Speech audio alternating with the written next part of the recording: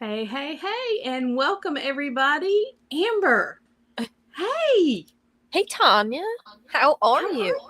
I'm good. I hope you are. I'm great. Awesome. Um,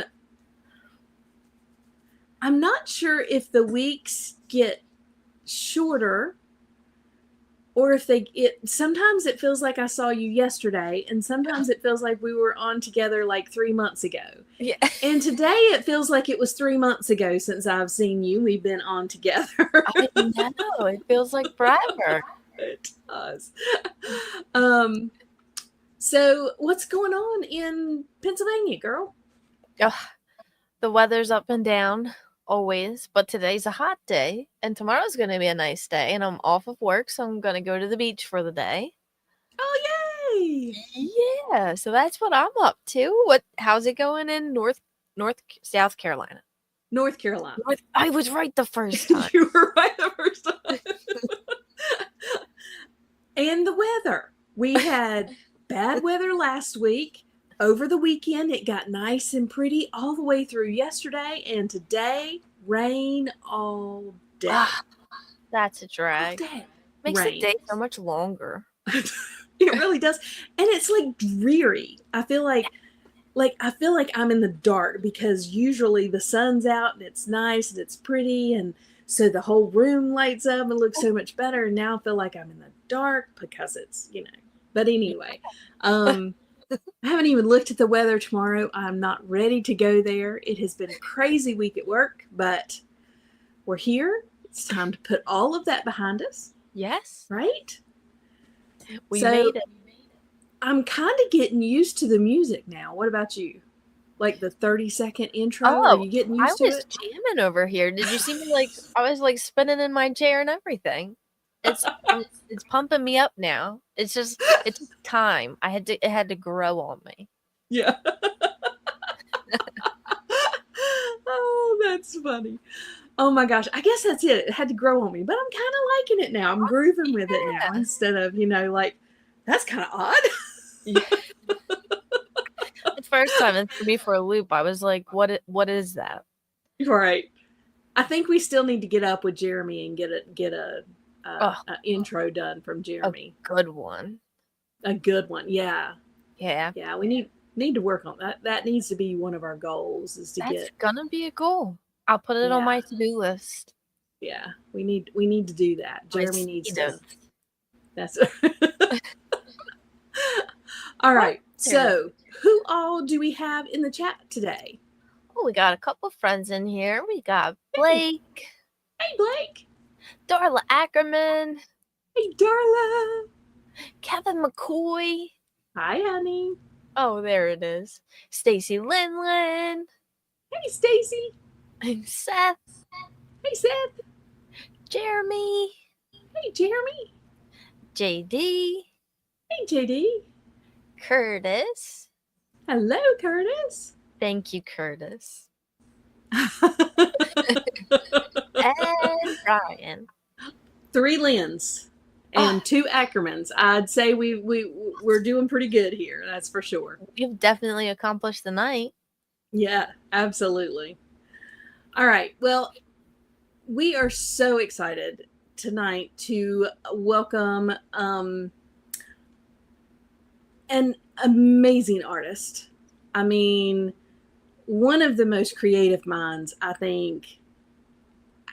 How in the world does he think about and put together some of the customs that he's done, and how in the world did it come to his mind? And I absolutely cannot wait to talk to him and ask him all the crazy questions. I know. So let us welcome Nate. Hey, Nate. Hey, Tanya and Amber, Oh, you're on me again. Sorry. It's all right. Thank you for that. For that welcome. That was. We are so excited that you are here, and oh my goodness. Yeah. Like I said, I cannot wait to get in your mind and just learn about how you come up with some of the crazy ideas that you come up with to do customs, because they are amazing. Thank you. I don't know. We'll see if we can get there. It's we'll see. We have a lot to do between now and then, though. It looks like we have a super chat to Kevin. Hi, honey, from Curtis.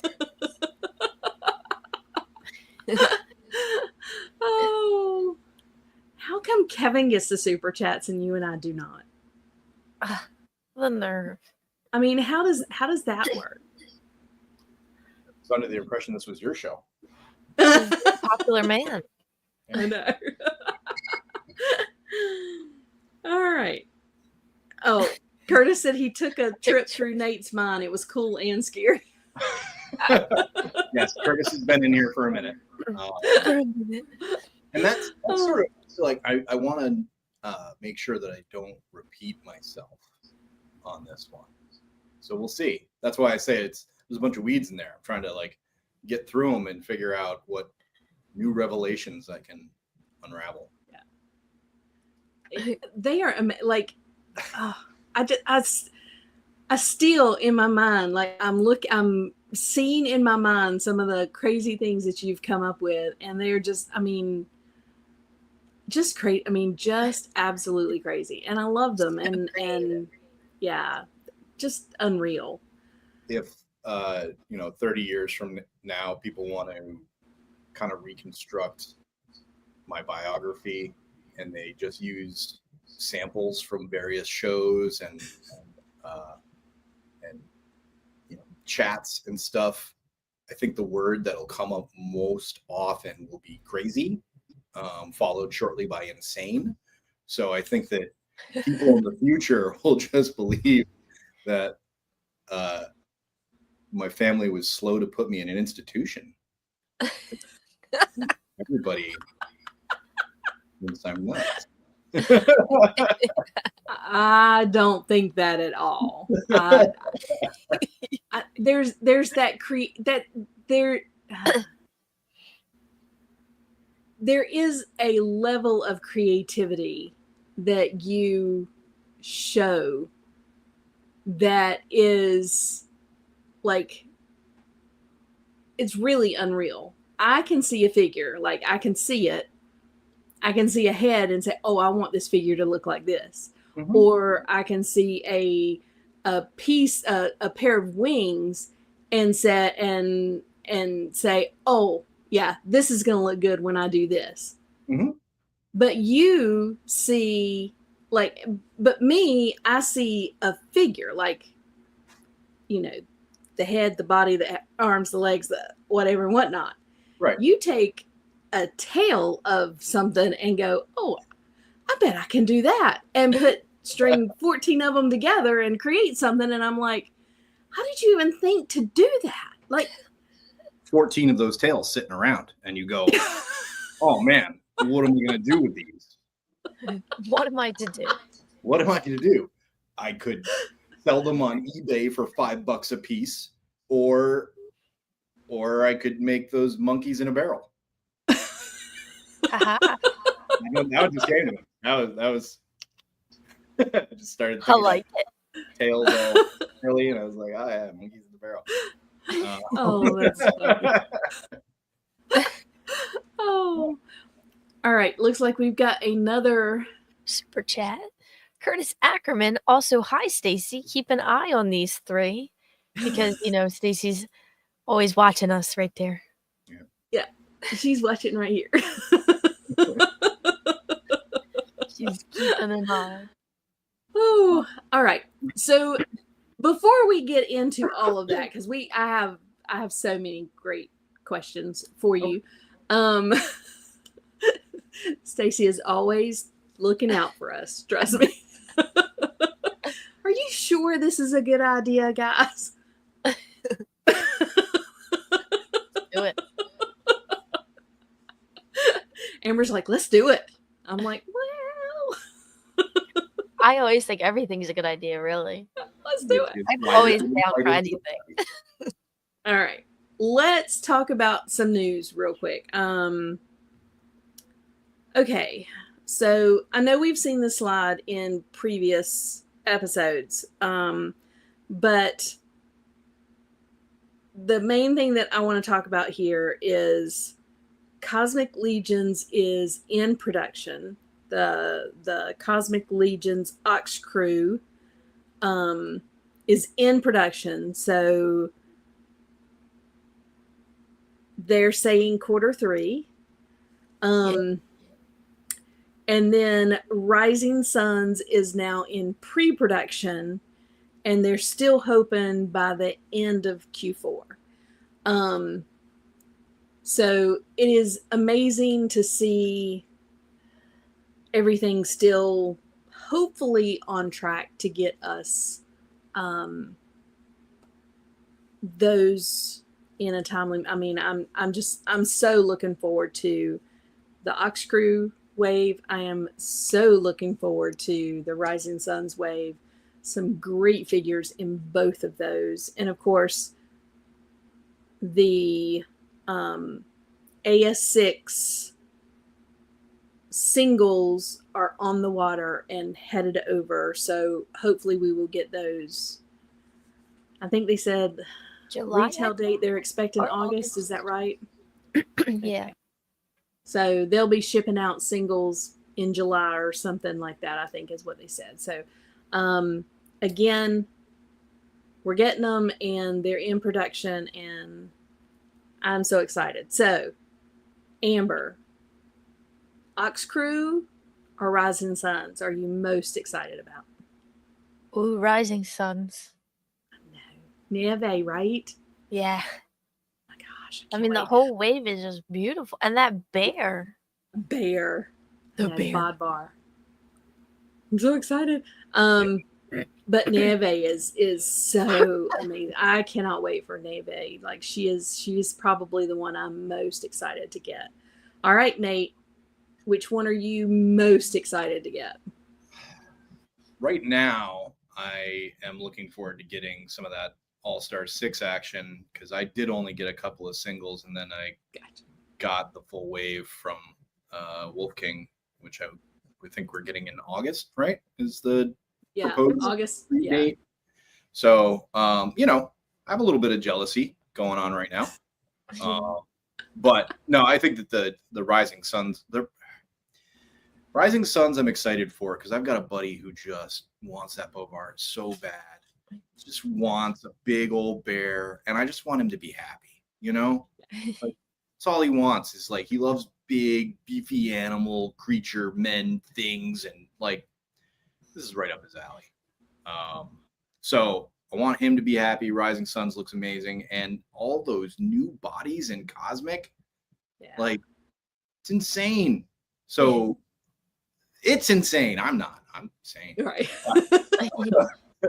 The number of new parts coming our way, that is exciting and daunting. Yeah.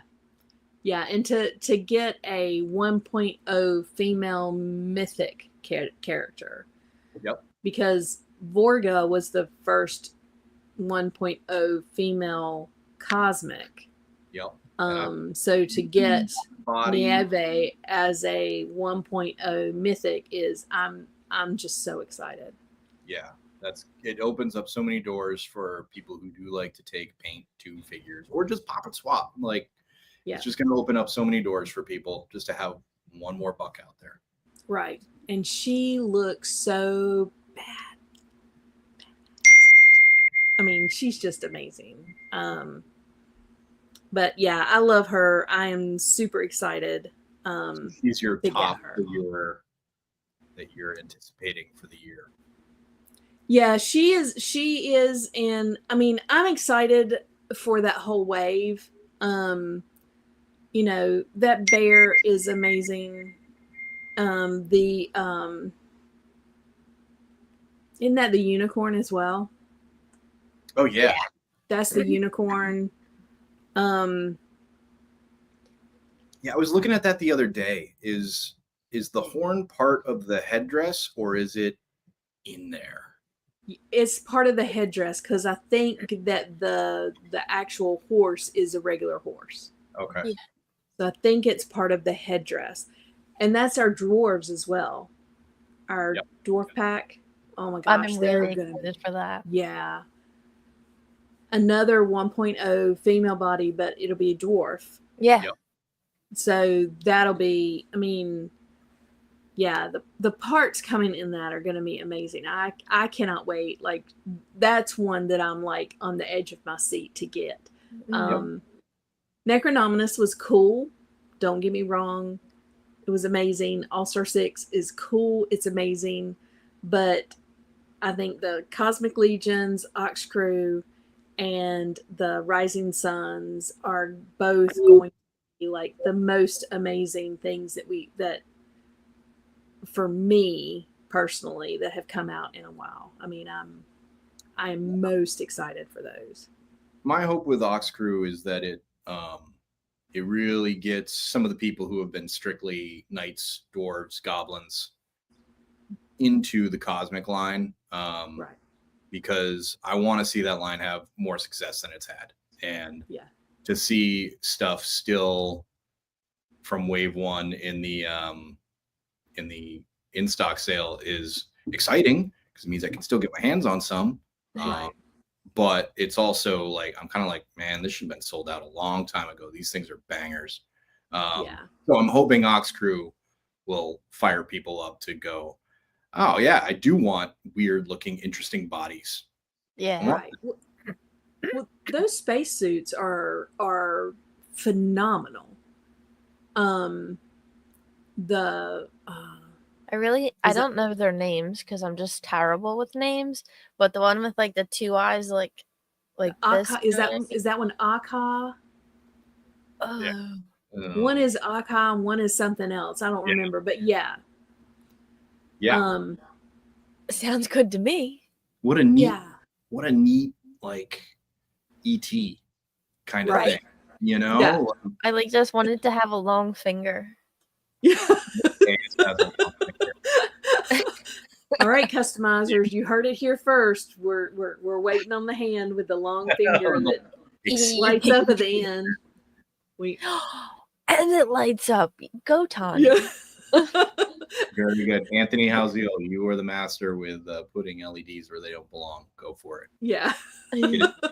Yeah, we got to have that long finger with the light up at the end. We really need that, guys. I would fall out of my chair if somebody was like, here, I made one. Yep. Yeah. That would be cool. So, okay. So this was great. Now, the next thing is, I believe this was yesterday, maybe they said that all in-stock sale orders have shipped. So, did they take the sale off? Now they are all the in-stock. So now if you order from the in-stock sale, it's being shipped as it's being ordered. Oh, wow. So there's still stuff up there to go order it, but now it's being shipped as it's ordered. So any backlog has already been taken care of, which is awesome. And there are less than 100 of this guy. He's cool. He is cool. Yeah. And that cape is beautiful. Oh, for sure. Is it? It got jammed in a bin. I have one that's still in one piece that I will take a look at. But yeah, he got torn apart immediately. Oh, I'm sure. Yeah.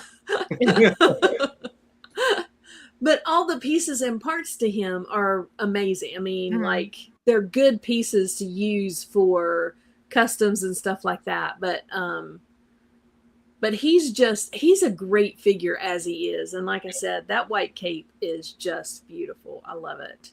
Yep, it is gorgeous. The purple guys, the Purple Gang were over at my place right before ZoloCon, and they had this figure a day early to do a review on, and they took it out and played with it, and just seeing all those effects and with the head, it's just like, man, these are all art as is. I can just put my pens down and just enjoy these things.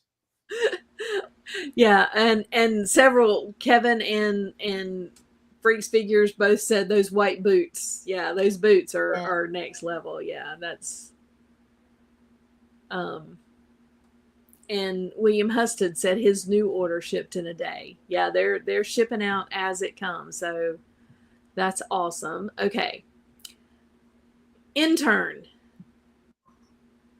There's nobody better to talk about Intern for a day. Amber. Who Have you been to has every been to them single all one? so far, right? Yeah, so far. This I might lose my streak soon. Well, we'll see. Um, so Amber, talk to us a little bit about like if somebody doesn't know anything about Intern and what it is and what they're talking about. Talk about like how you get to be an intern, and then a brief overview of kind of what the day is like. Yeah. Well, first you have to enter the lottery that they put out, and then I think it's usually like 300 is how much it usually costs, I think. Um, you get to take a guess. So you and a friend get to go.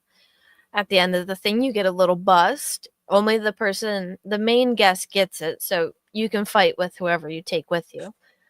And then you get a chance to paint that bust, which I've never personally done because I would ruin it.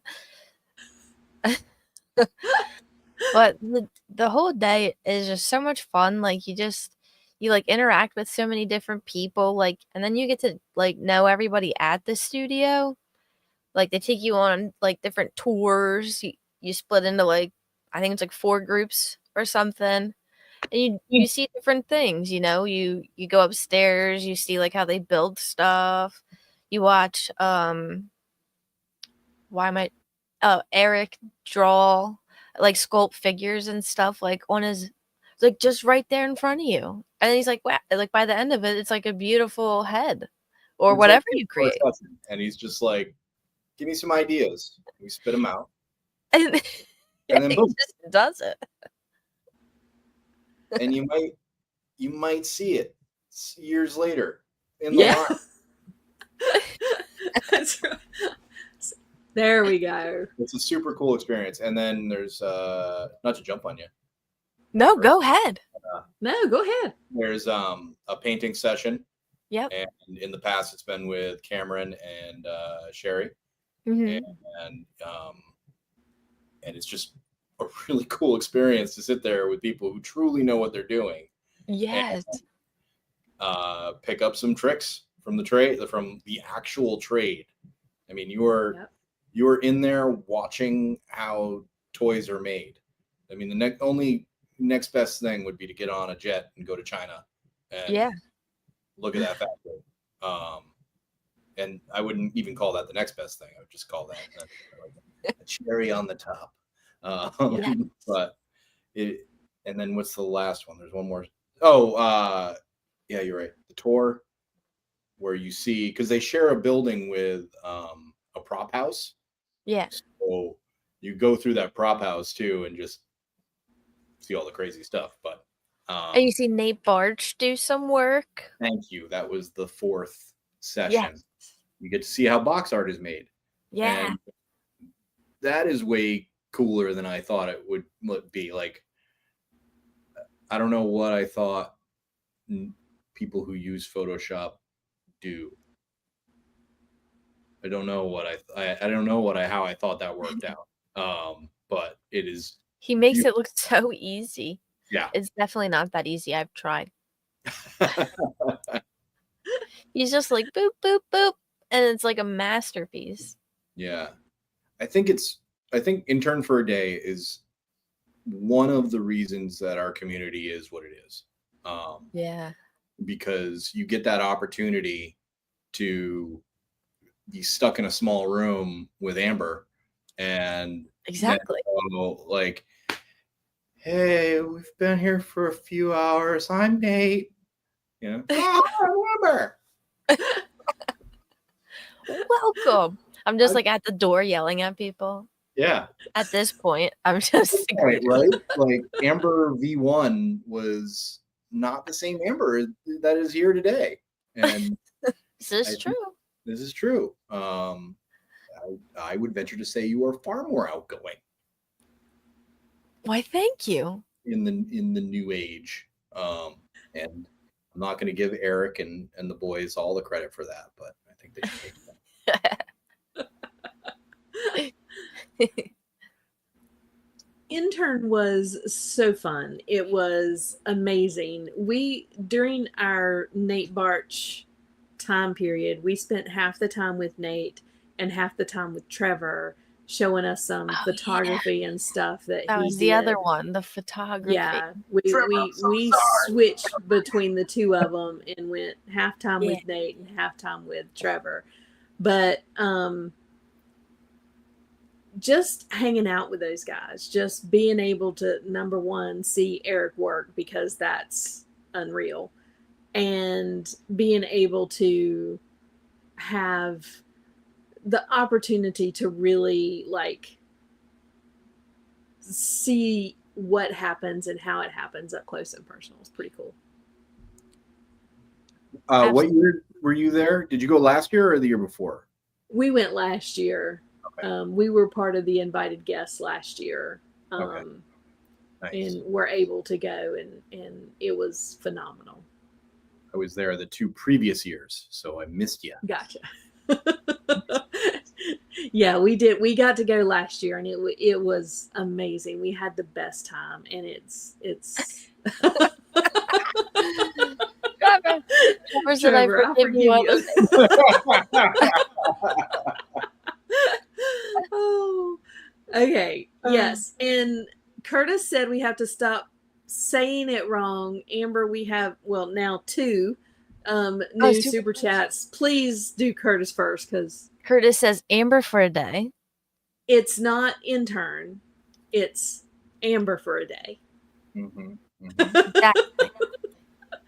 And from William, apparently Curtis thinks super chats gets you on the internet run list.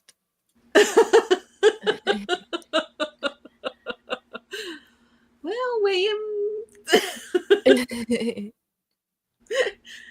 think he's been on most of the shows at this point anyway.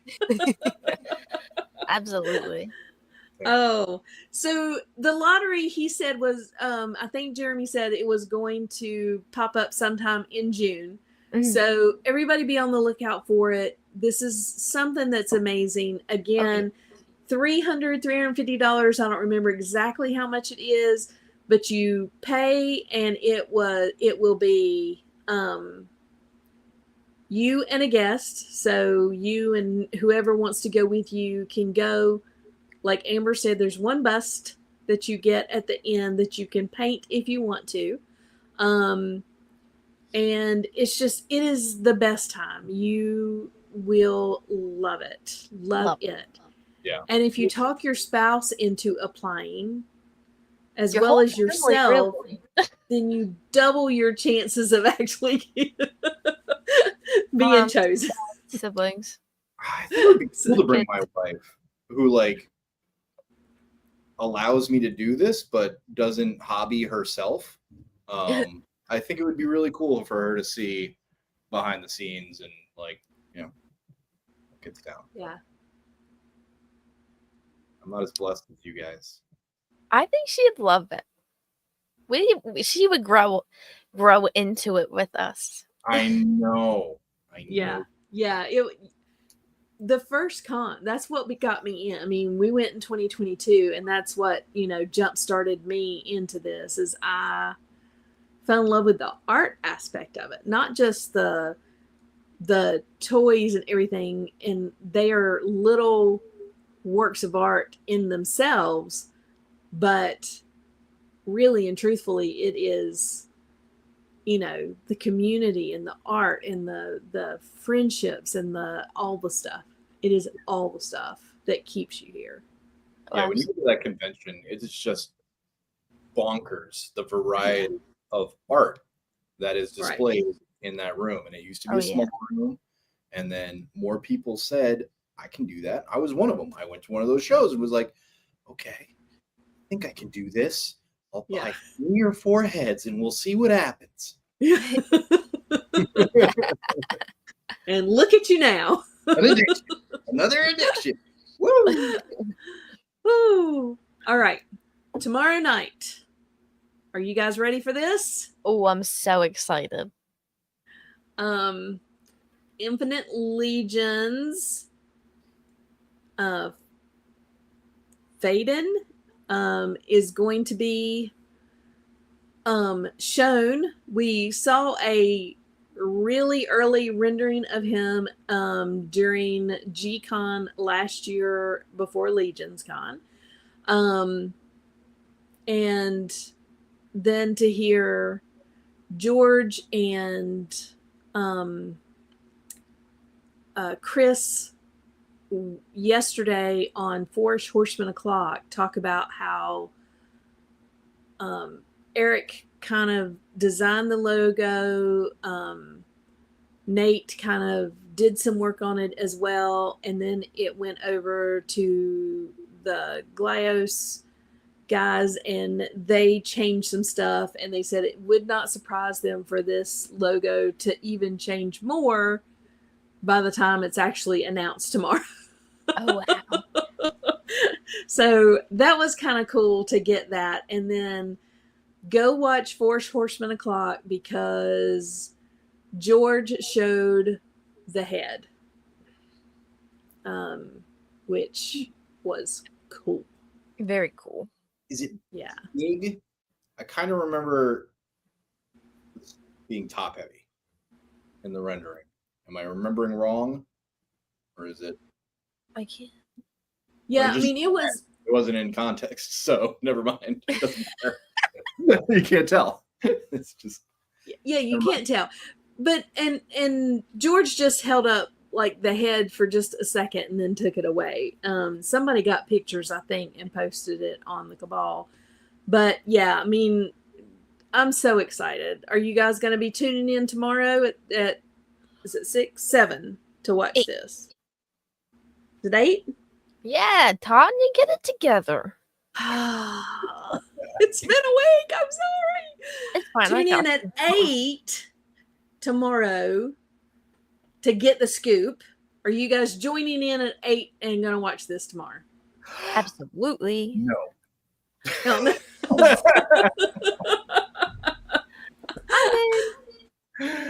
No, I will be driving. But but don't watch if you're driving. That's dangerous. Watch it on the replay.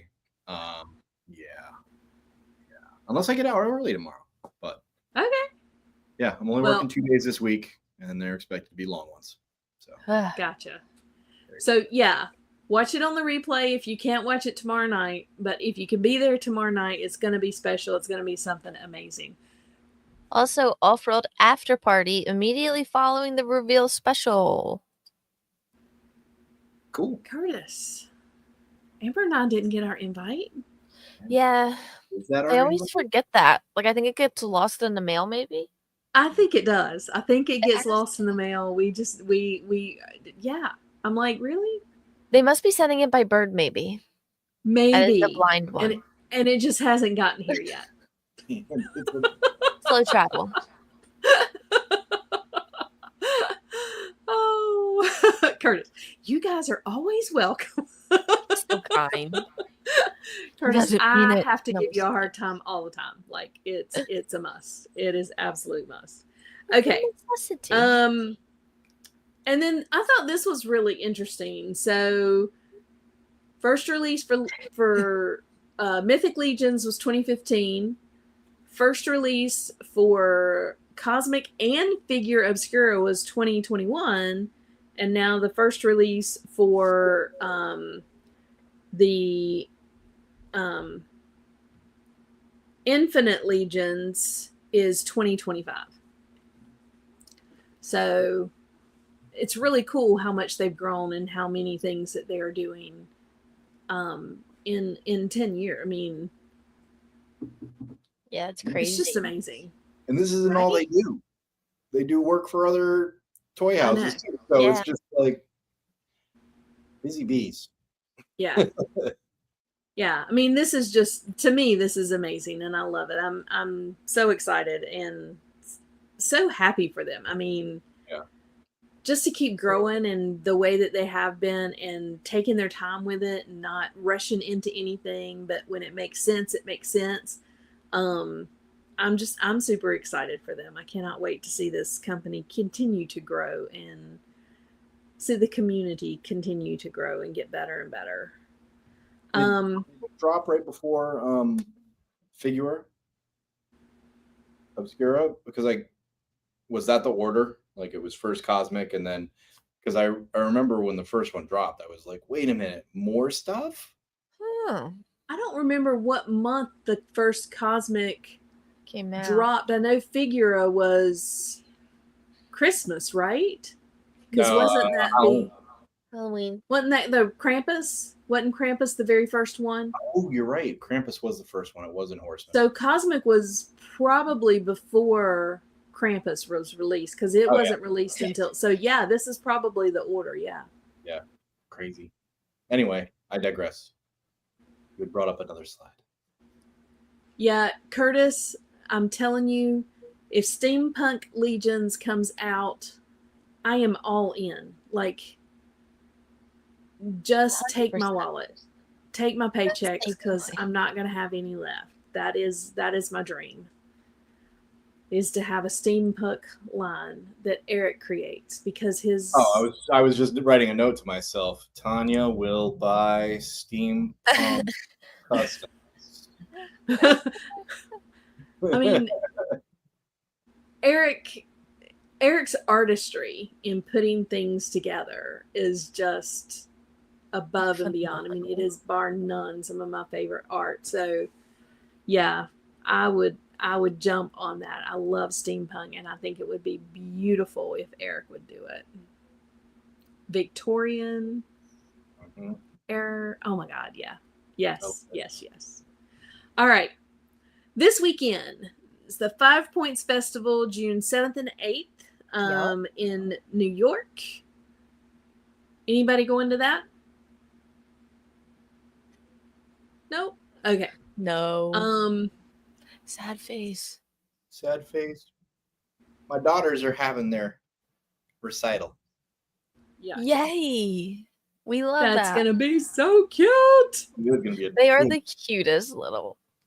Oh my goodness. How sweet. Okay. So this weekend, if you want to catch some mythic stuff, they are going to be at the 5 Points Festival in New York. So head that way. And then cool little town too. So that's set aside some time to go to a nice restaurant. Oh yeah. Beacon is a hip town where people with too much money go to buy their second house. Gotcha. So check out the town and then check out the legions there. All right. Yes. And then the next one is, you guys are both going to this one, right? Nate is definitely was supposed to.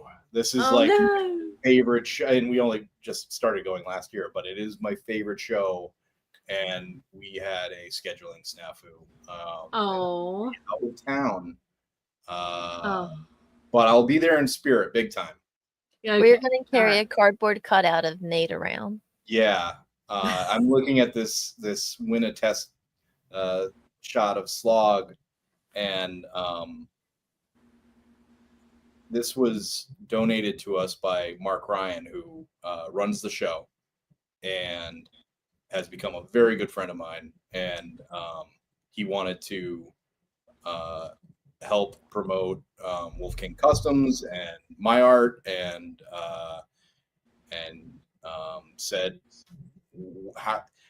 I was going to sell this, but then I figured it'd be a much cooler giveaway at the show. And I was like, are you kidding me? He's like, yeah, what do you think? And I was like, we would love to do that. So if you come up to the Wolf King Customs table and you're at the Maryland Toy Show, all you need is your entry band to get a raffle ticket. And then if you buy something, you can also get a raffle ticket.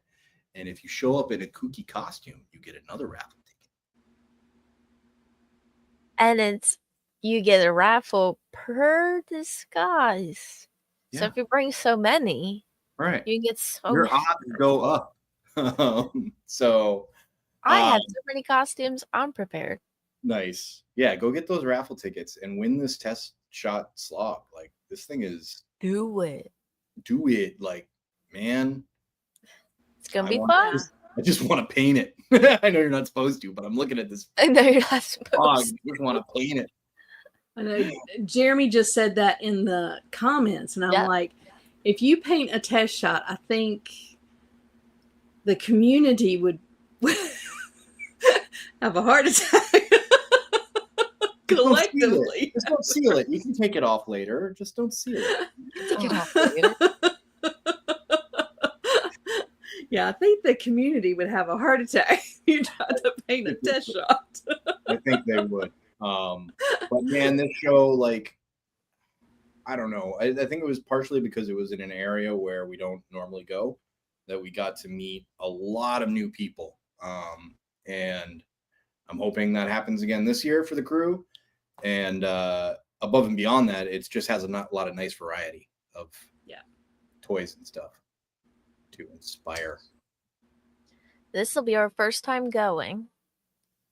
Okay. Tanya, you're going to make it? We are not. I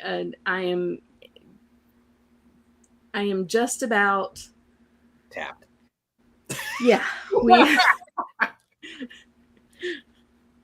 I have a wedding in November. I have a wedding next March, and we have went to so many different cons already, and we are going to Legion's Con, and yeah, I don't know that we can do Maryland, but yeah. We'll take a cut out of you too. Yeah, I would love to. But Amber's going to go, and I'm going to live vicariously through her because she takes the best pictures and just takes me along with her. And I love looking through them and seeing all the different stuff. So thanks, friend. Yeah. Yes. I love a good selfie. Your selfie photos, you're so inclusive. You make sure you get everybody. Like, I hunt people down for those. I know. It's great. It's community. I love it. I love it. But Amber does such a great job at IshCon. I think I took 3 pictures the entire time that I was there. But I did the interviews. I do the interviews with everybody. You're good at the interviews. I'm good at the pictures. We compensate for each other. Yeah. So I'm not the picture aficionado that you are. But I still live vicariously through your photos. So I love when you go and I get to look at the photos and see all the amazing people that you get to hang with. So that's awesome. But I love meeting new people. So if you're there and you see me, come find me for a picture. That's right. Go get a picture with Amber, and then I can live vicariously through her, and then I meet you too. See, there you go. See, there we go. All right. One more thing before we get started, Nate, and I'm super excited about this and wanted to give a shout out. So as you guys know, Immortal Collections has sponsored us pretty much since the beginning of what we've started. They have donated a ton of stuff, and I've still got more painted heads that Carlo and Tristan have done. Jenny has supported with so much, but they are amazing, and we love them, and we truly appreciate all they do for us as a sponsor of our show. But I am super excited to announce that we have a new sponsor, Dragon's Horde, who is my local shop here in Greensboro, has agreed to be one of our sponsors, and they are going to be donating some figures for us to give away on here. I don't have one today, but hopefully next week I will pick up the first one. But I'm so thankful, and we are so blessed to have Dragon's Horde local, so I can go shop there. They're a if you're anywhere in the Greensboro area, they are on Market Street in Greensboro, and it's a fun little shop. Painting, miniatures, gaming. They have tables set up so you can go in and game. It is a great, great little shop. They have a little like don't want to say, it's like a little shopping experience that you can go to like the third Saturday of the month or one of the Saturdays of the month. Check out their website, check out what they're doing. Go order your legions from them. They have a lot of legions available that is sold out at other places. DragonsHordeNC.com. Please go check them out. But thank you. Yes, the owner is Brian Ramos's brother. And so Sherry, Zach, and Brian's brother, so nice, super amazing. So yes, go check them out and order from them if you can. Again, they are amazing. All right, yay! So, Nate, Tanya, are you ready? You feel nervous. I wasn't nervous. I wasn't nervous before. We're just going back. Like you got to think way back, Nate. Like, Okay. For me, it's years and years and years and years and years ago. Okay. For you, probably not quite as far. Sick. Oh, where did you grow up? I was born in Colorado. Spring. Was there for a year. And we moved to Conway, New Hampshire.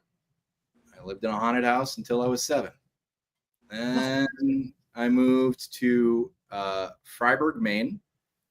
And we lived in a little trailer that was pink while my father was building our enormous house. So I lived in the Pink Palace for a little while. And then, so mostly Maine, Orono and Bangor, Maine, later on. The woods. I grew up in the woods. Okay. Cool. Yeah. That's awesome. So, Colorado to New Hampshire to Maine. Yep. Like, you've been cold your entire life. Except for the 6 years I lived in LA, yeah. You've been a little bit everywhere. I've had so many licenses. But yeah, I have a very stark memory of walking up to my school. There was this like nasty hill that you had to walk up, and it was 20 below, and I could just feel the wind biting into my cheeks, and I was just like, well, I got to learn to enjoy this because it's not going away. So I just have to fool myself into like this being the proof that I'm alive, that it hurts bad. So I just reveled in that being alive. That's that. Yeah, it was cold. Yeah, it was cold. Oh my gosh. Yeah, I keep thinking, the sun shines hotter the more to the south you go. And I just listed a bunch of northern places, didn't I? Yeah. So yeah, I grew up in the woods, which is where a lot of the place that you grew up, so Maine, which is where most of your childhood and teenage years kind of were. Like, what is one of your favorite things about that area that you grew up in? And it was the thing I didn't like, right, when I lived there. But the seclusion that I grew up in turned me into who I am. Our nearest neighbor was a mile away. So just having that land to run around on and imagine in really shaped who I was. And it also made me into like the social eager beaver I am, because, you know, I wanted to have contact with people. So it really, and then, you know, I went to school in the Bronx, and it was just a complete culture shift. Oh yeah. Oh yeah. Suddenly surrounded by, you know, So many people. so many people Too of many people. completely different backgrounds, and it was eye-opening. Yeah. Oh yeah, Yes. that would be crazy. So Maine, yeah, the place we had in Freiburg, I think we had 7 acres that I could run around on. And, you know, when you have that much time, I'm older, so like we had 3 channels, and one of them came mostly in snow, you know, like, Yep. and you had to like turn the dial like halfway to get that. My grandparents had a TV like that. Oh god. So, you know, you'd be like, "Hey, Amy, do you want to?" My sister, "You want to go outside and just look at the clouds?" You know, Do anything else. I see what do you see? You know, so like looking at those weird shapes and turning them into something. Yeah. That's kind of where I'm coming from. Yeah, those were great those were great days and great nights just to go outside and lay in the ground and look up and just play in the thing. Now, did you have the antenna outside that if you went and moved it just a little bit, it came in clearer? Where was our antenna? I think it was just on the roof, and there's nothing you could do about it. Okay. It just was what it was, which wasn't much. Okay. Yeah, Yeah. ours was the long pole on the side of the house, and if you just moved it a little bit, sometimes it would come in clear. Yeah, there was a family down the road who was a ditch. They were up there, you know. They had chickens. They got to see movies and stuff. Wow. Yeah. That's crazy. Yeah. So anyway, yes, it was a different time, but you know, spending your time outside and not inside in front of a TV is, I mean, you had a great childhood, you know? Yeah. You'd just come in for dinner and then you'd go back out after dinner until it got dark. That was exactly it. You know, you tried to stay within earshot, and like we would do things like, okay, when the sun gets down to that level, you know, we would point and be like, all right, if it hits that tree, it's time to come home. Yeah. And that was what we did. And if you were late, it wasn't that big a deal. No.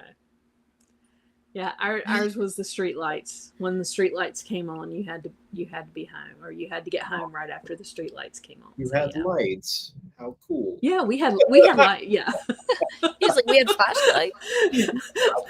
we did have street lights. We did not have street lights. We had street lights too. Yeah, you did? Yeah. Fancy. We had a lot of houses though around us. Mm-hmm. Yeah. So you said you had a sister. Is that your only sibling?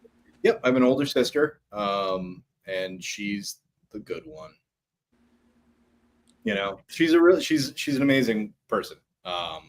Super talented in her own way, and so she'd always be dancing or singing or something around the house, just very entertaining. Yeah, and she'd drag me along with her and let me play with her friends.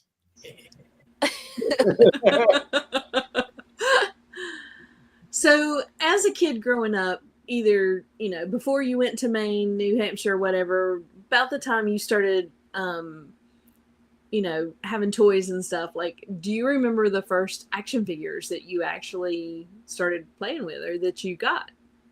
Yeah, it was definitely like Transformers, He-Man, heavy. Those would be the action figures. Star Wars was only if my grandmother bought it for me. My dad didn't want me to have a toy that had war in the name.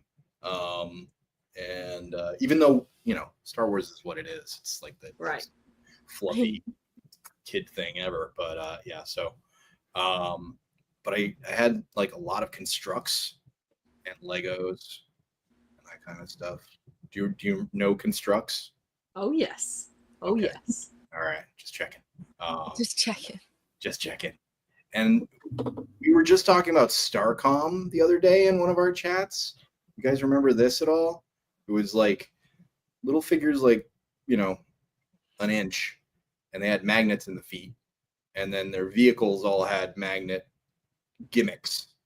That sounds Oh, so wow. cool. Yeah. So I was into Starcom. And I always forget the name of this one too, but there was one that had like all these zip lines. That was the gimmick of the toy. Everybody had a zip line. So that was kind of fun too. But that's it. That's cool. Now, do you have any of the action figures that you had as a kid? Did you? Nope. My parents sold my Transformers collection when I was away at school, and it's not their fault. I had it in a box from a previous garage sale, and they just took that box out and sold my whole collection for $25 American. Oh my god! So that breaks your heart, right? Because I sort of blame them for what happened later, where I was like, oh, now I need to get them all again. But it probably would have happened anyway, right? Like this collecting thing has happened to our country, and there are a lot of us that do it in some shape or form. Yeah. Apparently, Starcom came out a decade before I was even born. That's why I don't know. Well, you might be able to find some at the Maryland Toy Show. Oh, that would be so cool because they sound like fun. Yeah, no, they're super fun. And Jeremy Govier said Air Commanders. Is that the ones with the zip lines? Air Commanders? Yep. That's cool. Yeah. That was a fun toy line. So, yeah, anything that had like gyroscopes or some sort of mechanical element was like game on in my house. Right. Yeah.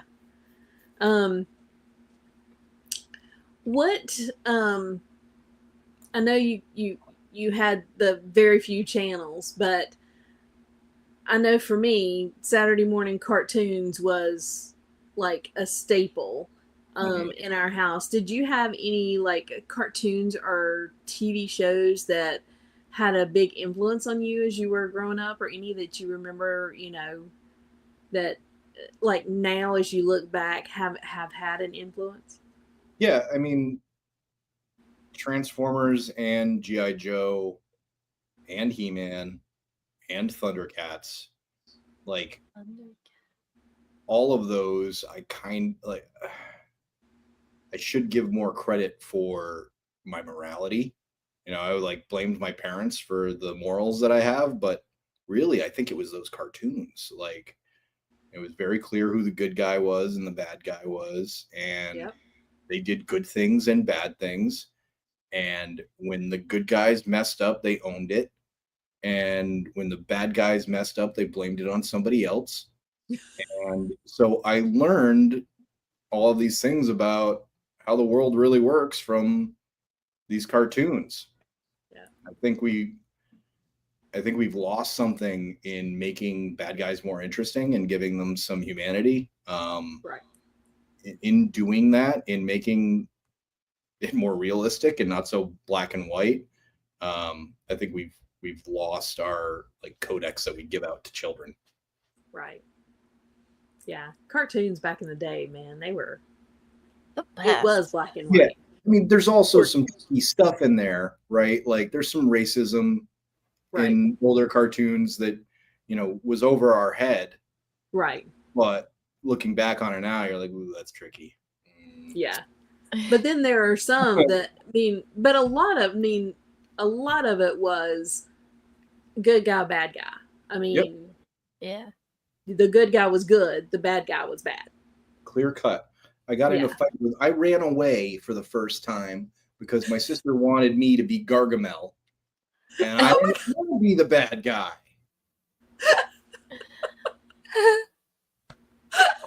That's awesome. Your sister is the reason you ran away.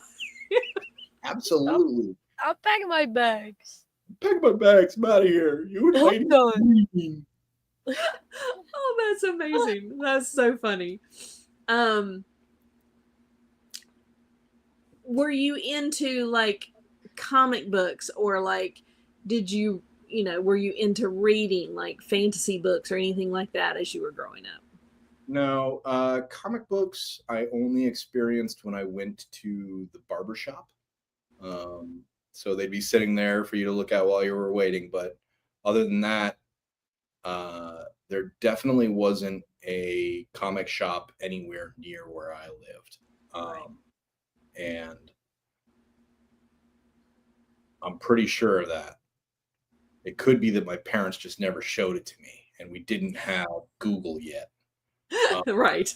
But It's trickery. I'm going to go ahead and believe that we just didn't have one in town. We never have those. My claim to fame at this point is I'm older than Google. Yep.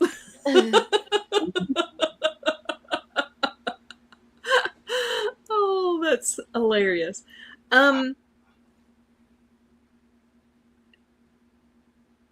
What like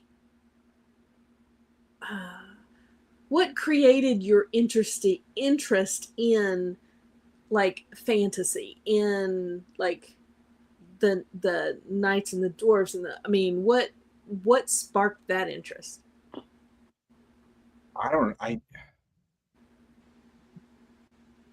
It's got to be like went over to a kid's house and he had all those little tiny knights and lined up on a table and just looked so cool. I don't know why I lean so fantasy heavy. Maybe it is because I care so much about how people treat one another that I want to escape this world where people don't necessarily always treat each other in the best way. Right. So I think it's probably escapism. Gotcha. Yeah. Plus, it's neat. Like, who doesn't want? I guess it's that when you're in the woods and you're running around playing. Like, who wants to play? I'm a carpenter when you can play. I've got laser beams shooting out of my fingertips. Like I want. This is true. Absolutely. I would definitely choose laser beams over carpenter. Yeah. And I cannot tell you how many tree limbs were used as swords. Right. I mean, I just cannot even begin to tell you. Yeah. We used to get in trouble for whacking each other with them. Oh my gosh. I would build bows and arrows. I would make nunchucks. I would make whatever I could to run around in the woods pretending I was something I was not. Right. Yeah. Consequently, I'm pretty nasty with some nunchucks.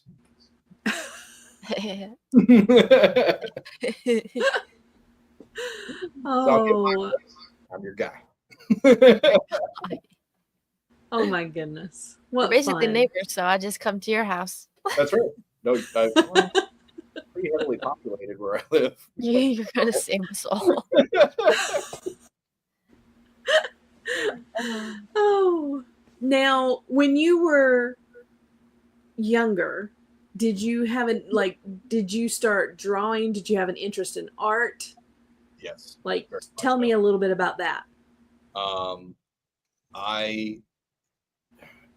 I was immature in many ways, but so I might have stayed back in the first grade for other reasons. I'm sure, but I spent a lot of time drawing when I should have been paying attention,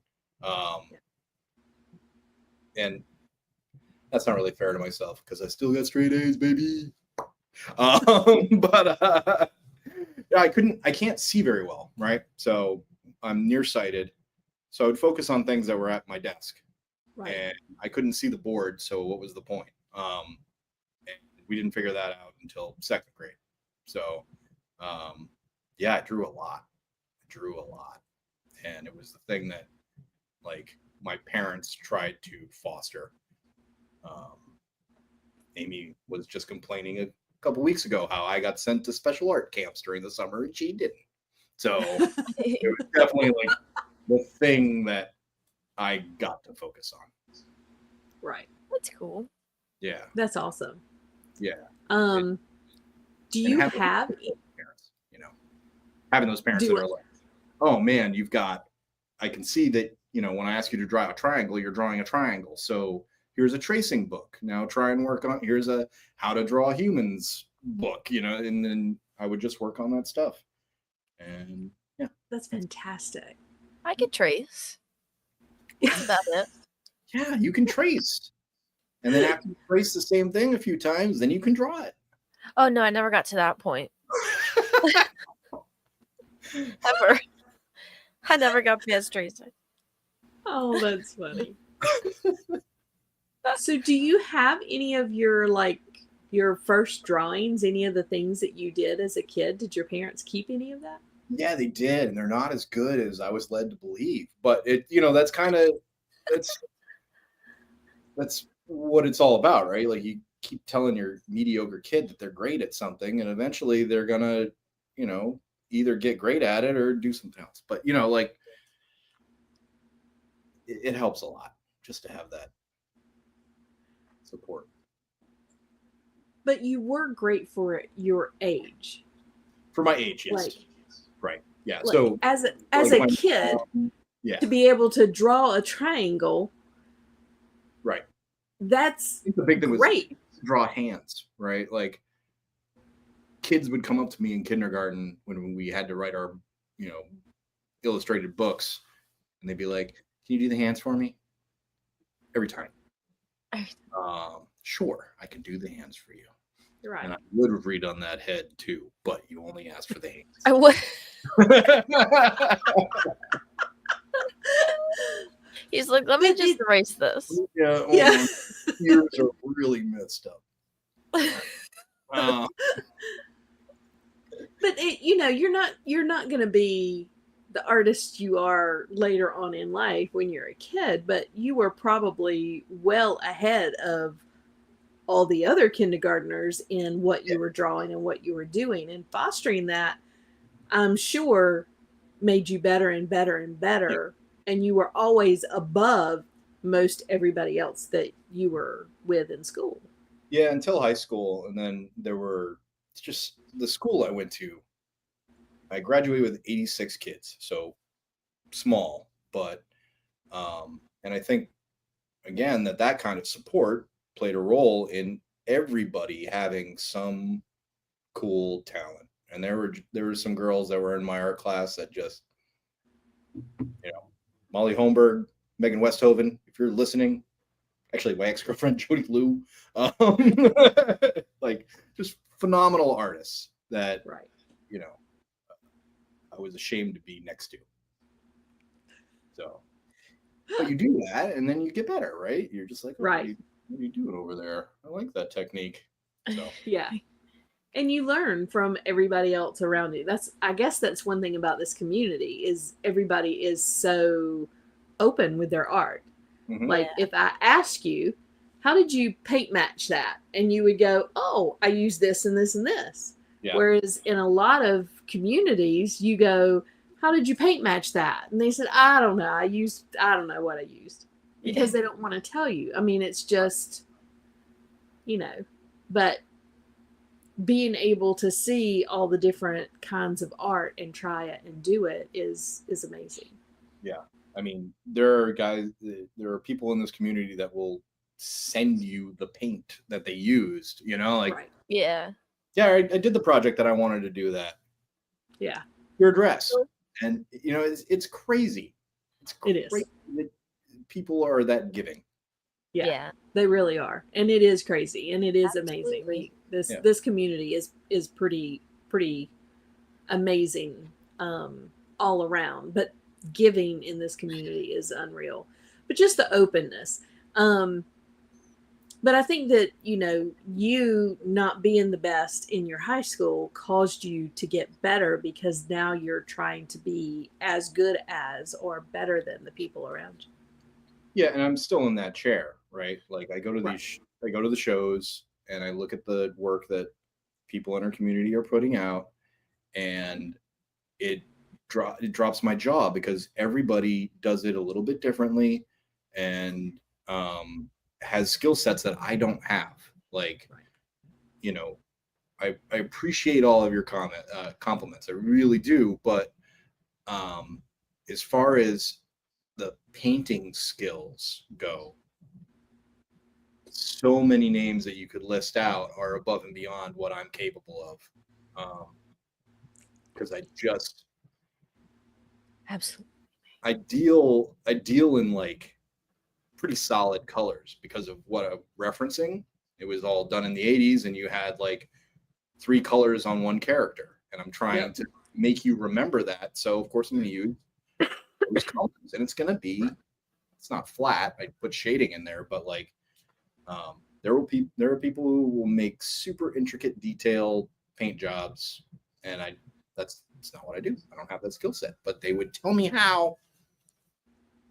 So True. It's very true. Yeah. All right. So you are married. How did you meet your wife?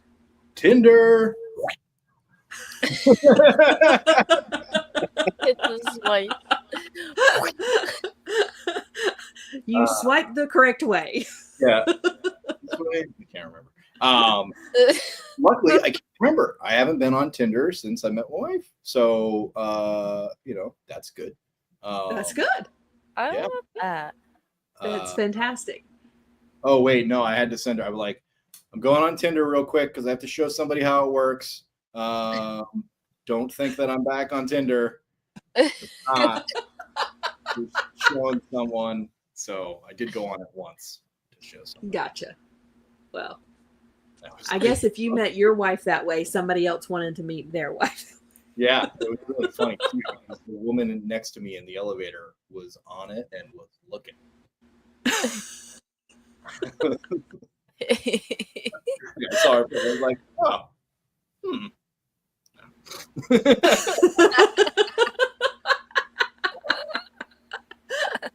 Oh. So you have how many kids? I have 2 daughters. They are 4. No, she's going to be 5 next month. So they are nearly 5 and 6. Oh, how sweet are they? And they are sweet at least 50% of the time.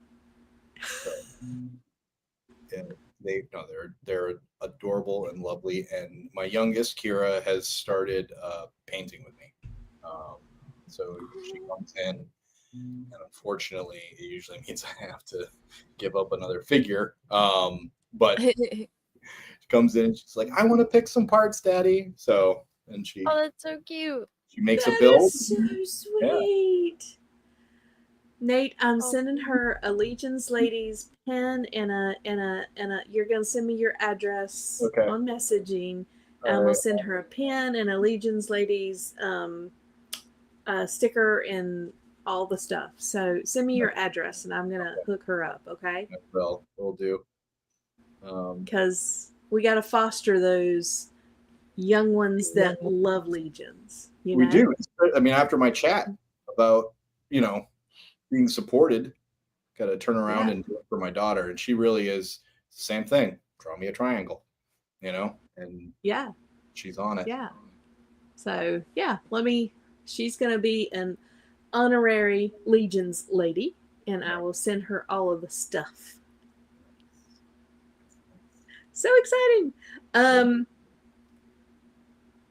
Your wife is not interested in collecting or in the artwork, or she likes the artwork. Okay. She likes that aspect quite a bit. I collect Transformers as well, and she does not like that because they don't, independently on their own do anything. They just sit on a shelf and don't pay rent. And with the art, I'm doing something, I'm creating something, and it often leaves the house now. I go to a convention with 40 figures and come back with 20, and she's like, okay, great. You didn't. You did it. You let go of something, Awesome. you little bugger. So great. That's awesome. Yeah. So, has she ever been to like a Toy Con or anything with you when you had gone, or She has doesn't she seen that side of it? So she came to Legion's Con with the girls. Ooh. Gosh, was it last year or the year before? They came, she saw, and it was, she was impressed. She couldn't believe that it was that big a room filled with vendors for the thing that we do. And Right. But yeah, no, I would love it if she would actually come to a show, stay at the hotel, hang out with everybody. But that isn't her scene. So Right. I have to appreciate that and just make sure I make enough time to take her to the beach. That's Haha. there you go. We love See? that. Yeah. That works. Yeah. What do you do as a career? What is your career? I am a videographer.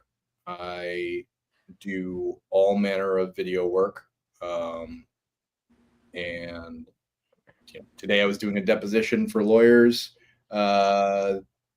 Next week I'm gonna go to Benjamin Moore and shoot a town hall. It's just random stuff. I used to own a wedding video company, but I definitely want my weekends back. Yeah. And but I loved it. I did love it, and that was before Mythic Legions. That was the thing where people were like, "Whoa, you're insane," because I was cutting video in a way that people weren't doing at the time, and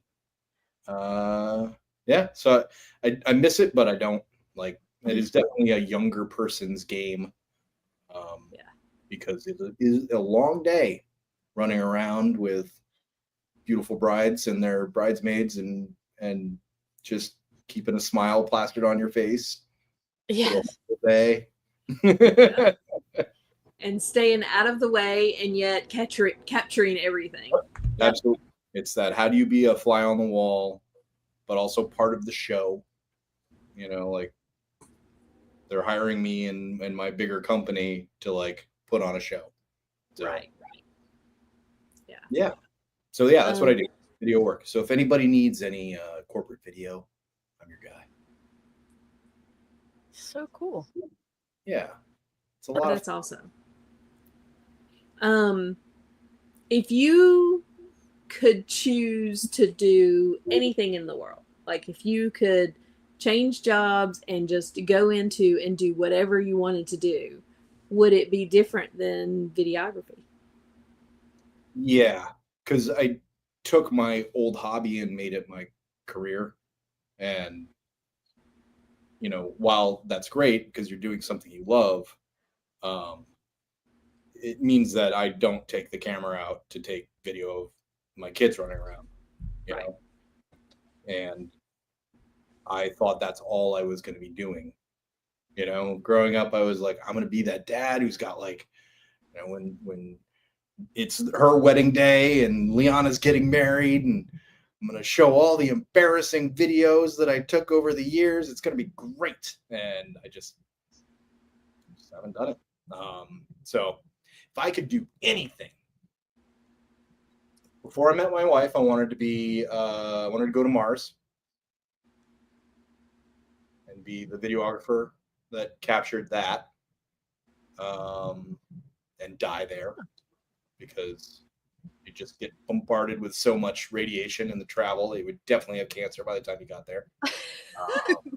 We don't have the proper shielding yet. I don't know why they're talking about we're going to Mars in the next few years. We don't know how to do it without killing people. Anyway, so I wanted to do that. If I could do anything right now, it would probably be politics, but have it magically work so that the world is fixed and I had a small hand in it, and people like had reason for, I don't know, 30 minutes, and we could get some shit done, that's what I would do. Okay. You just want to fix it all. Let me fix it. I want to fix everything. Yeah. What interest or hobbies do you have outside of like collecting and toys and painting and all of this? Do you have any interest or hobbies outside of this?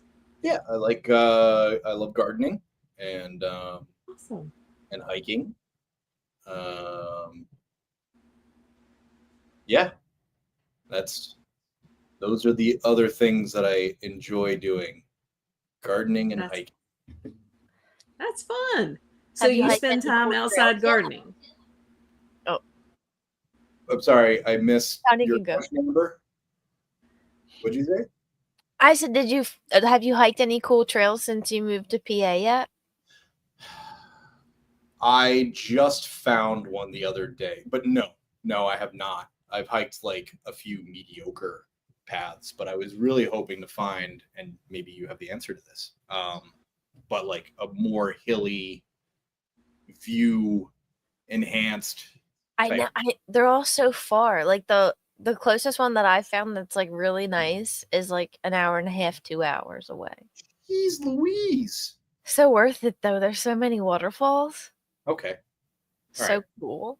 Well, you can send me but around here, there's like a couple. I'll send you some. Okay.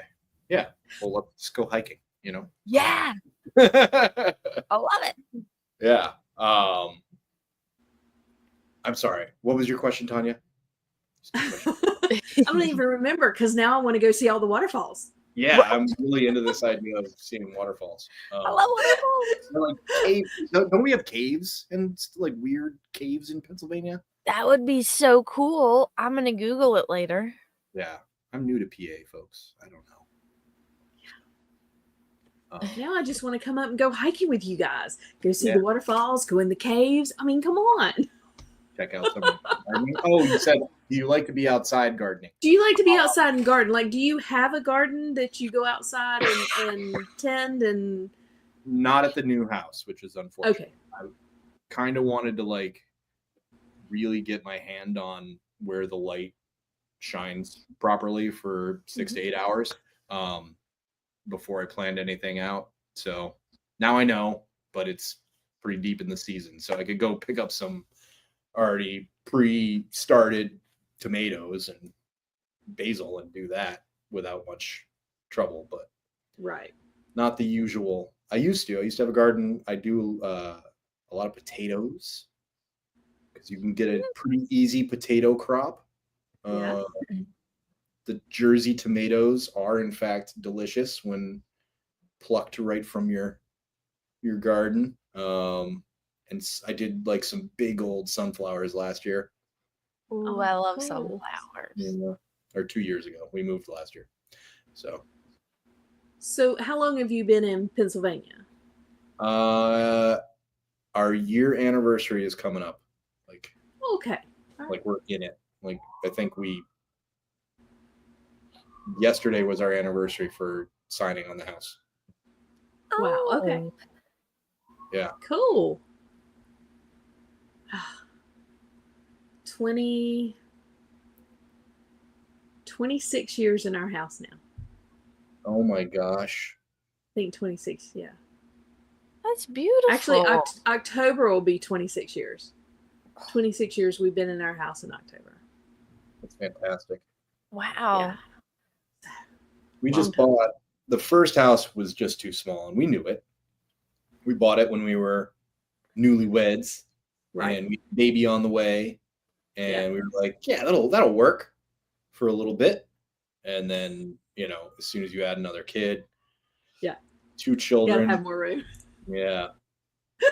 And I'm not a small person. So moving, like I was constantly smacking my shoulder on the door jambs, just trying to get somebody. Squeezing in. Yeah. So new house better. Awesome. Okay.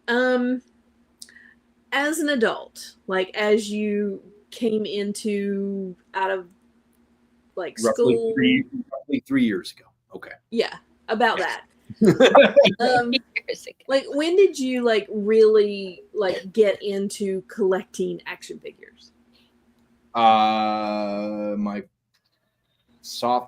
freshman year of college, it kickstarted again because I went back to my town, was hanging out with one of my friends, and she wanted to go to a Toys R Us to get some materials to make something for her boyfriend. So we go there.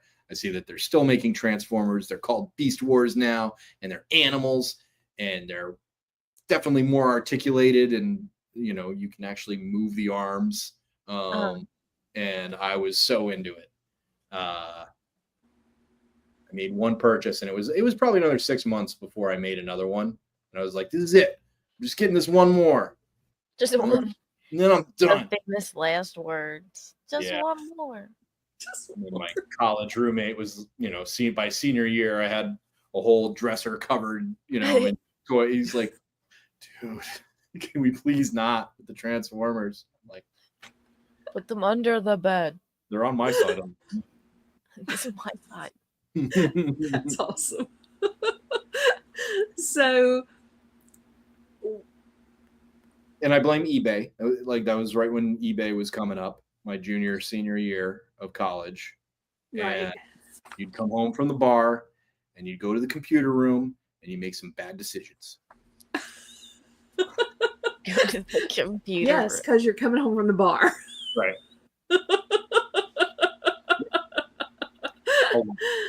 So Transformers was the first line you started collecting. When did you start adding lines, and what did you add? The only other thing I collect is Mythic, and okay. So not till 2019. So were you in from like the start? No, I was in at Advent of Decay. I didn't say Advent. Oh, okay, yeah. That's when we joined. Yeah. How did you learn about them, or where did you see them, or how did you come across them?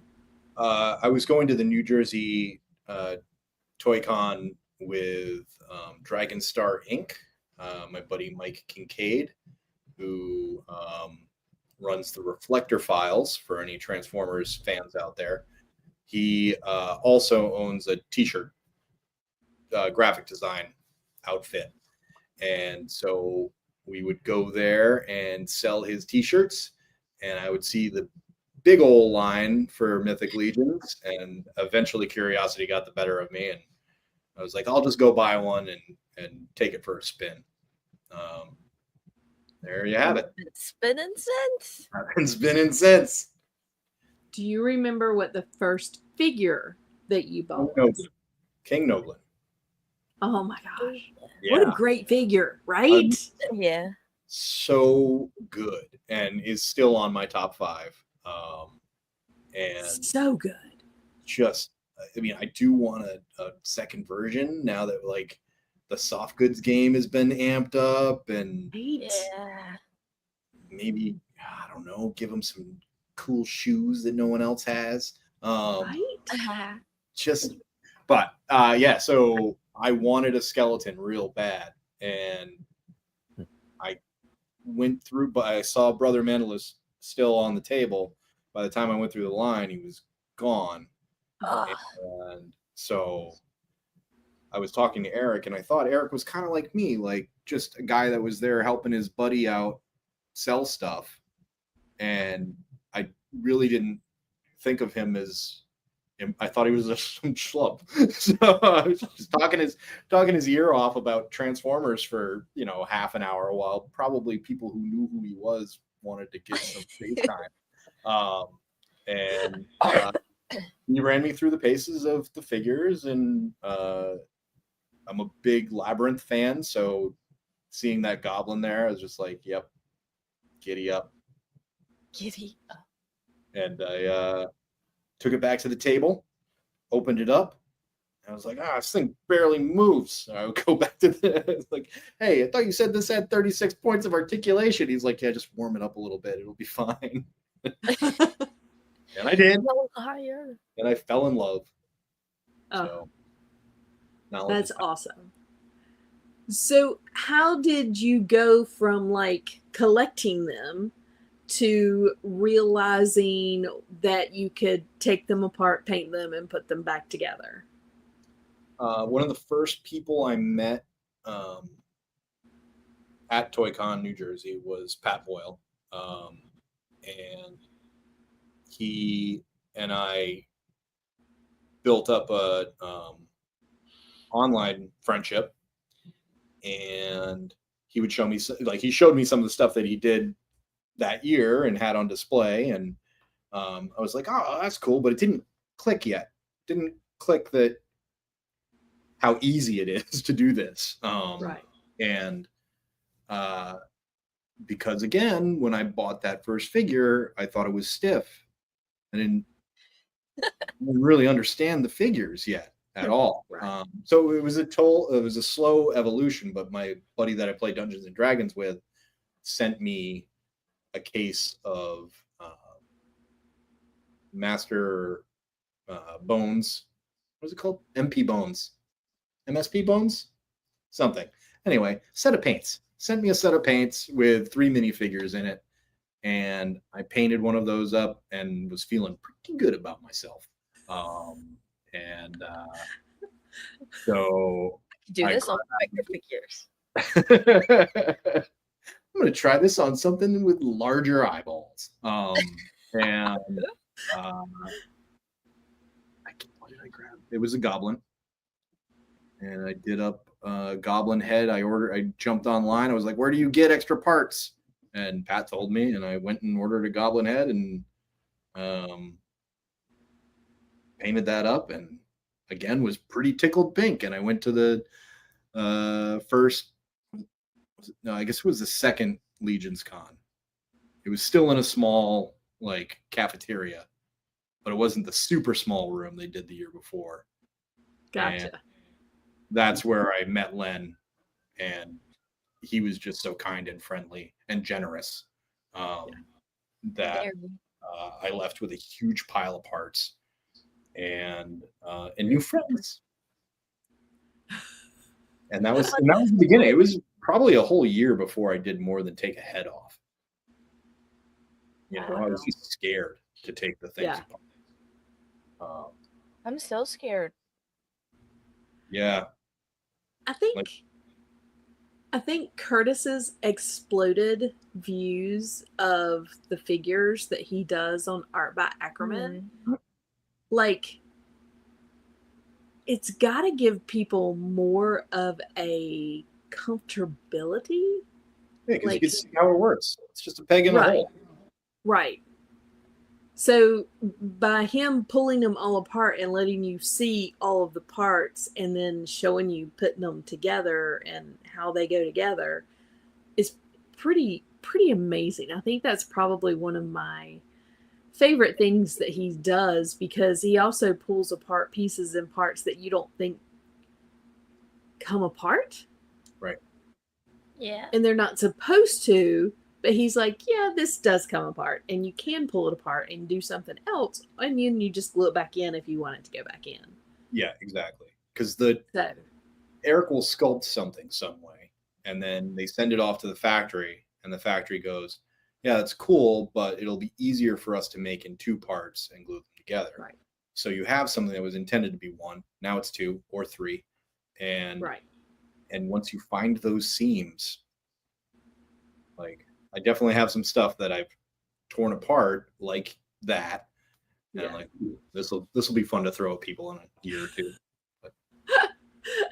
Yeah, I mean, once you start getting into pulling them apart, but I think, I guess for me, it's, and I know that I've been customizing for a year, but there are still times when I'm scared to pull something apart. So seeing Curtis have it all laid out like that. Really makes me a lot more comfortable being able to do it. And I know before that, like, they didn't really have anything like that. Yeah, that's true. So I can't imagine like the guys that came before us who were pulling things apart and like not really ever seen anybody pull it apart unless you were sitting next to them. Yep. Yeah. In the early days, I did a lot of talking with Jeremy Gerard because he was very accessible and Right. and like we've been talking about, very free with the tips. And I mean, that guy knows other toy lines so very well. And Right. you know, I only know Transformers and Mythics, so I wouldn't know where to go get another cape. Right. If you forced me to, I'd be like, oh God, what are we going to do? I've heard Right. the DC McFarlane stuff's okay, but you know, yeah. So I don't know how. So I think his knowledge of other toy lines helped him do what he did in the early days. I don't know what helped Emil figure out that he could just take knives to things and make it work out. Oh my gosh. You know, like the guts. Yeah. I'm still flabbergasted by Ahsoka. Yeah. Flabbergasted. Yeah, and yeah, right, like rightly so. How do you know to do that? Because I'm accused of doing similar things, it's you just keep grabbing parts, and if you've been asked to make an Ahsoka, now you have the shapes in your mind, and Emil is great about like making sure it's mythic. It's either mythic or it's green stuff. It's not coming from another toy line in his pieces for the most part. So I imagine he's just taking parts and looking at them. Mash these together, because that's what I do. And it is exactly what we talked about earlier.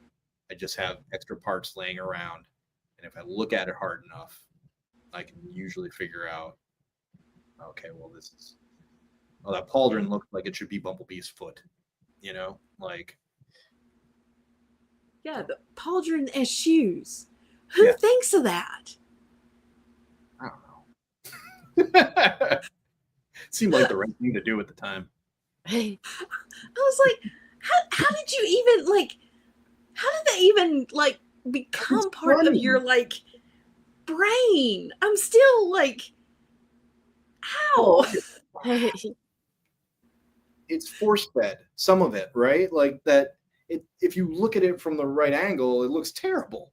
But if you look at it from the angle that I'm letting you look at it from, it looks like a shoe. So it does. You know, it's perfect.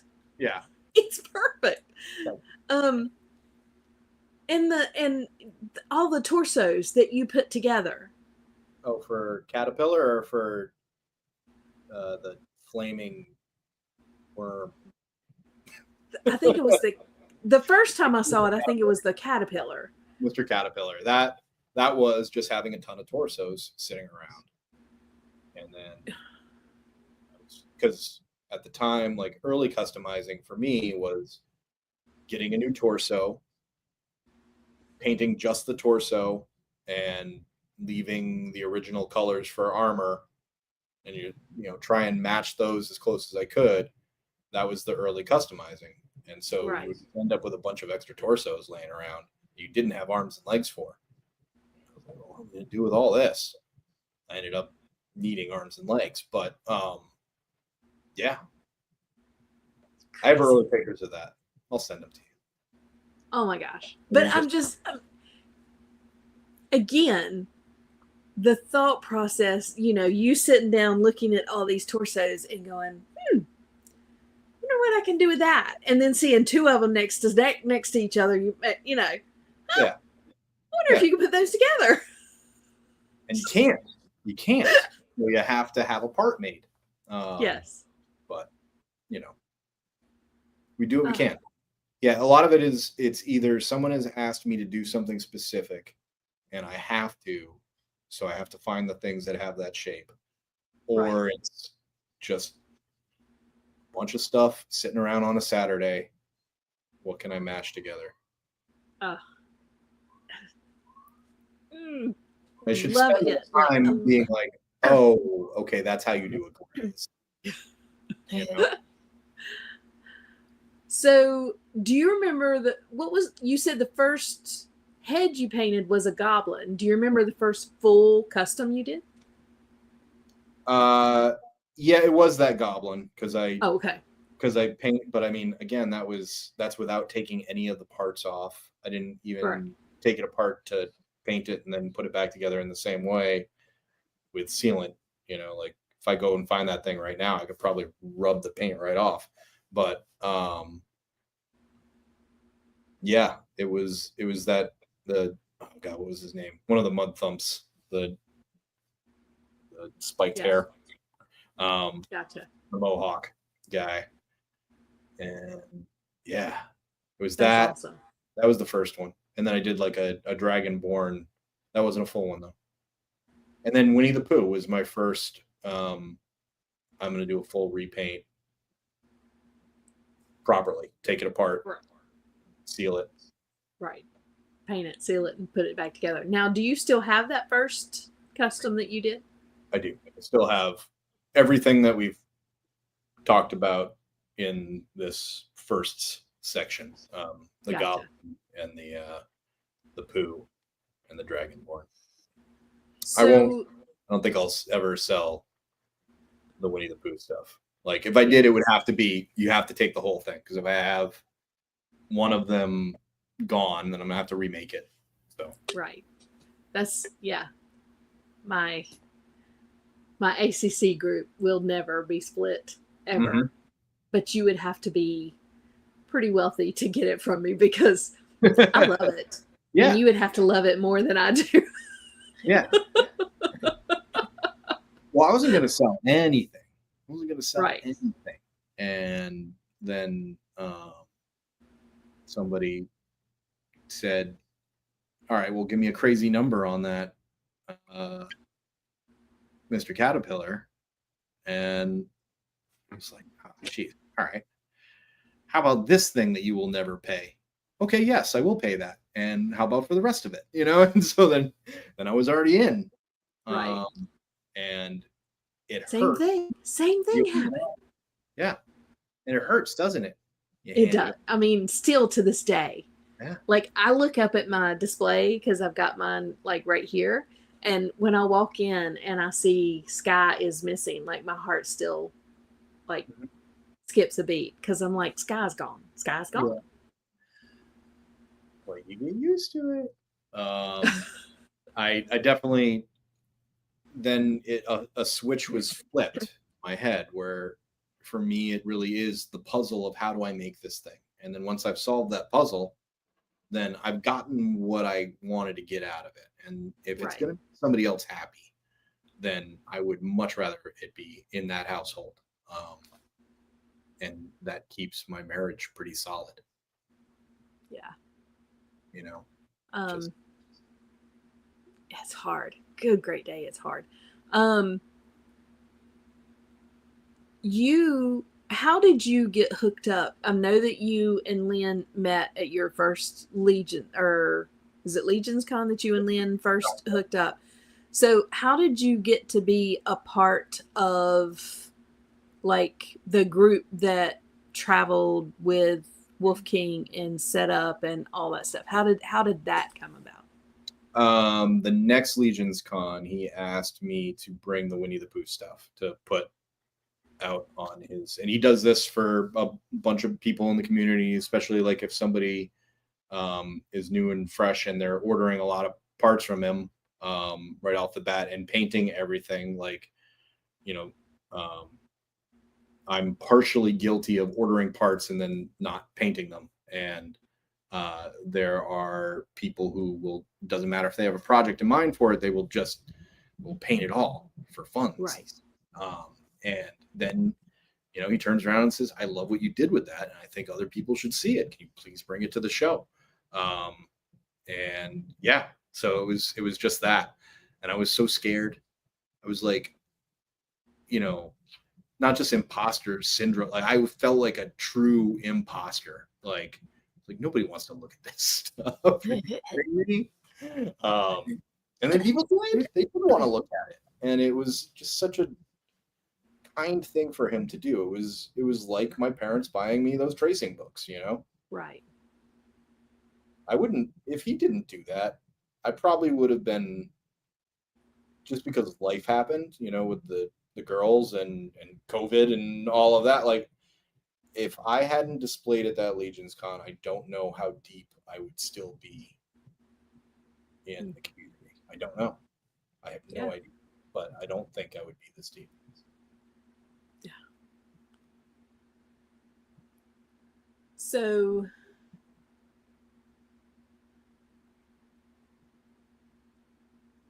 when you like you're getting ready for, you're not going to Maryland, but like you've gone to some of the other toy shows. Like I know Legion's Con is the big one.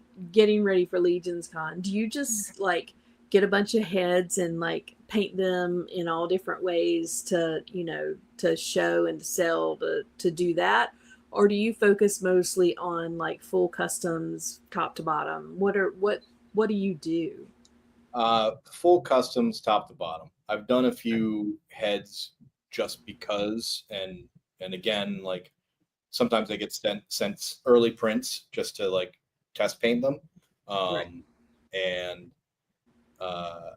so I'll bring some of those, but it's almost always a handful of commissions that I'll bring to show before they go to the owner, and pet projects. And I actually am still getting ready for Maryland, even though I'm not going to be there, because I'll send stuff with Pat. And Andy, if you're watching the show, I hope you're excited, buddy. Coming for you. And Thundercats Ho. Yeah, so go to the Maryland show if you want to see some of my recent work. I'm really hoping I might have to do some real work between now and leaving for Maine, but I've only got one more to do in my 7 Deadly Hensons team. So he's primed and he's sitting at home waiting for me to come and add some blue paint to him. So yeah, I'm hoping to have that there, but that's the way I work. I like sets, you know, so I want full custom sets and hopefully complete. But if I have to send 6 instead of 7, I'll send 6. Yeah. We look forward to seeing them either way. Nice.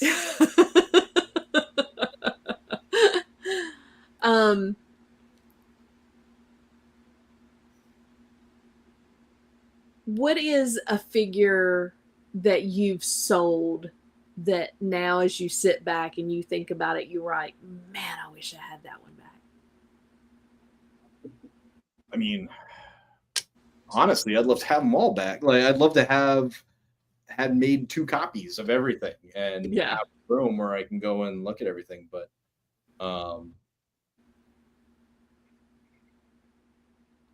let's say the Alice in Wonderland stuff, like as a whole. Again, I think in sets. I can't think in just single figures, but I took a lot of leaps artistically in that set that I didn't take in the Winnie the Pooh stuff, and so it has a special place in my heart. Plus, I mean, Mr. Caterpillar, come on, 7 dwarves jammed together. Yeah. That's funny.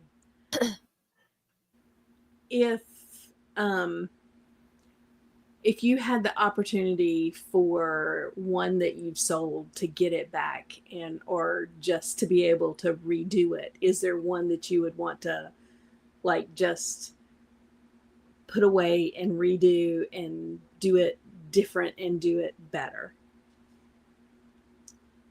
Same line. Alice's hands were never paint matched. They were awful.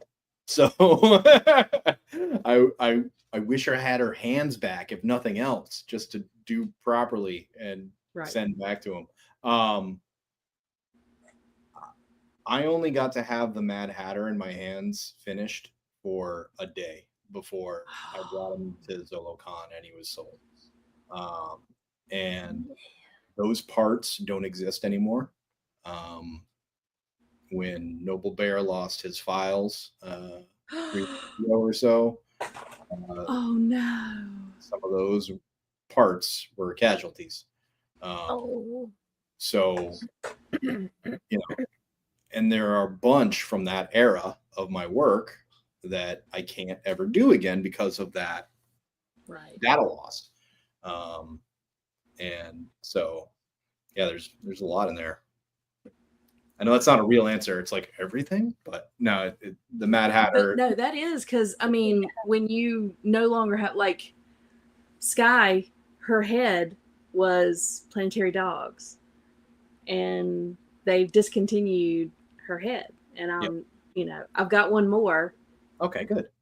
But like, I don't know that I will ever do another Sky. So I understand completely what you're saying because I'm like, you know, she's gone. She can't ever be done again. Yeah. Yeah. I wouldn't mind having the first horse freak alien that I made. Just because I want to do more and I like sets. So I would like to have him as part of this. You know, I would ask the purple gang for the ice giant back, who was also made of a horse, and just have on a table for at a show with like 7 other horse freaks. Right. You know? That'd be so cool. Yeah. Yeah, that would be cool to see 7 of those together. I mean, that would be awesome. That would be amazing. What would you want to see me do?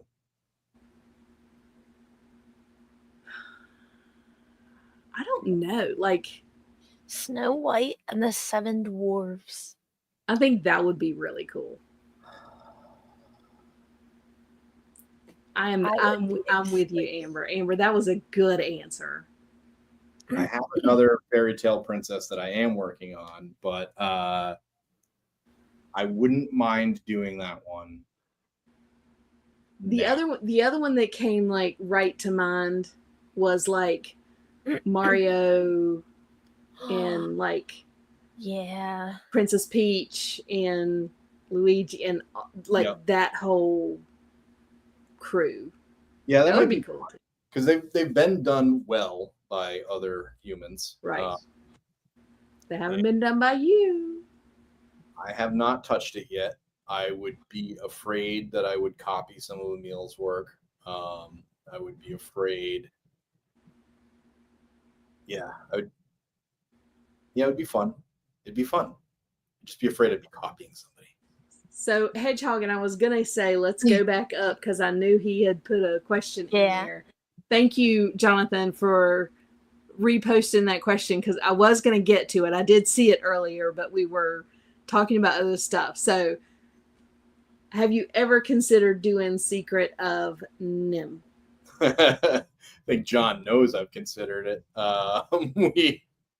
We've chatted about it, and at first I was like, no, I'd just be making a bunch of mice, and it would get boring after a while. But there are so many, it's a wide array of characters in there. There's the crow, there's all the rats, so there's the cat. There's variation. So yes, I've considered it, but it's a monster, right? Again, it's like once you start down the path of doing an entire movie cast,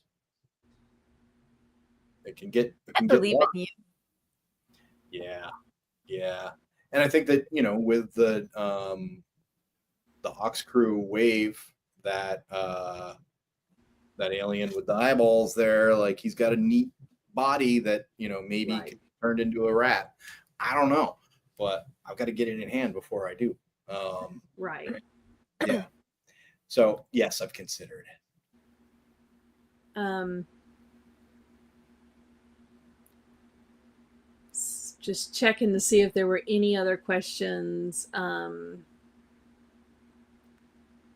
don't think. Yeah.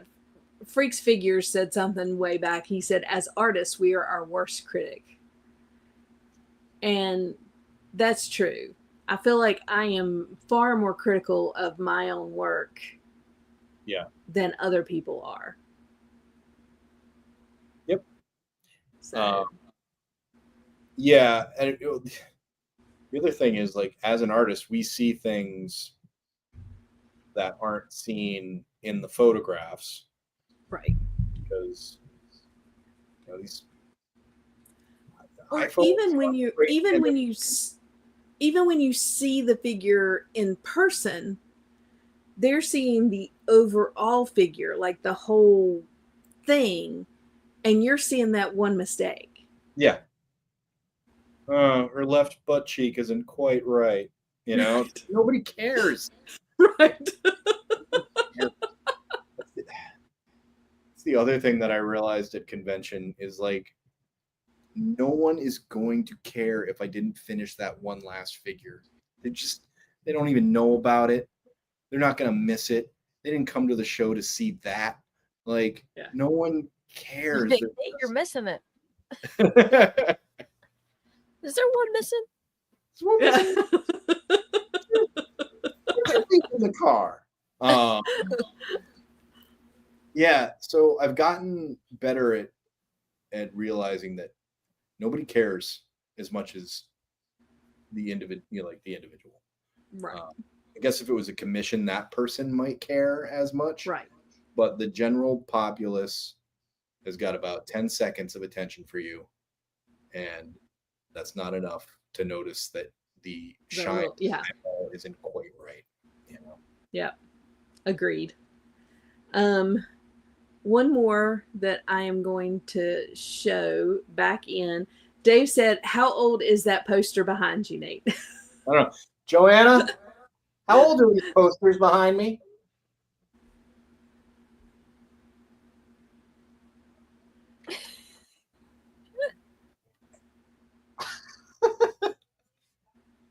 From the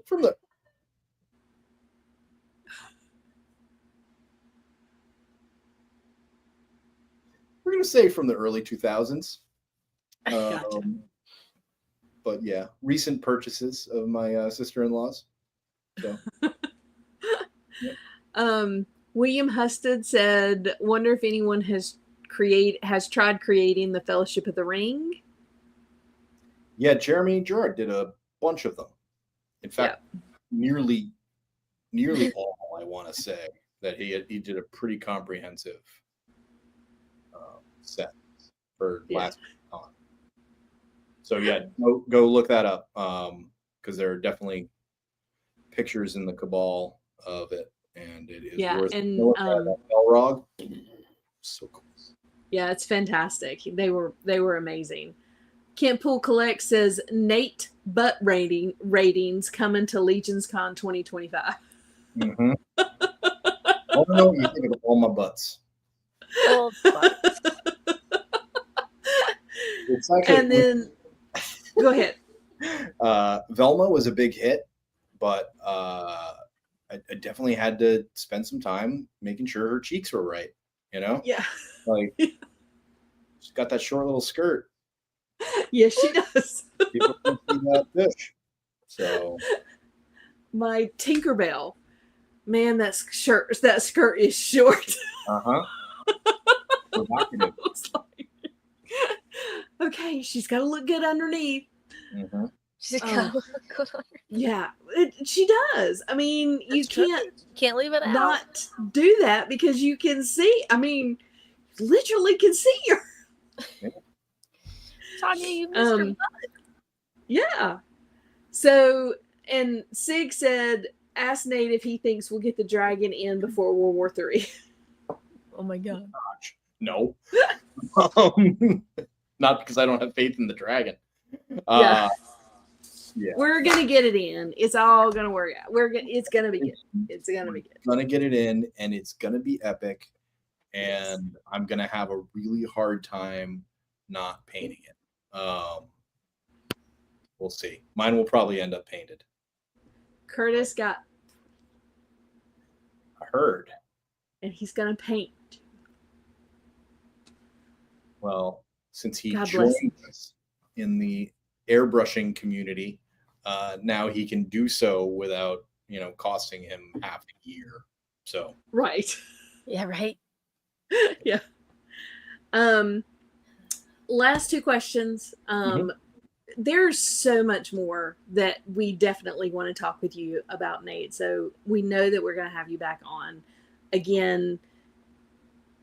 We really like to get to know people, but I do want to go through some of your work, and I know we didn't have time to do that today. So know that you're going to come back on, and we're going to go through some of your work and talk more legions and stuff like that. But we do have two questions that we like to ask.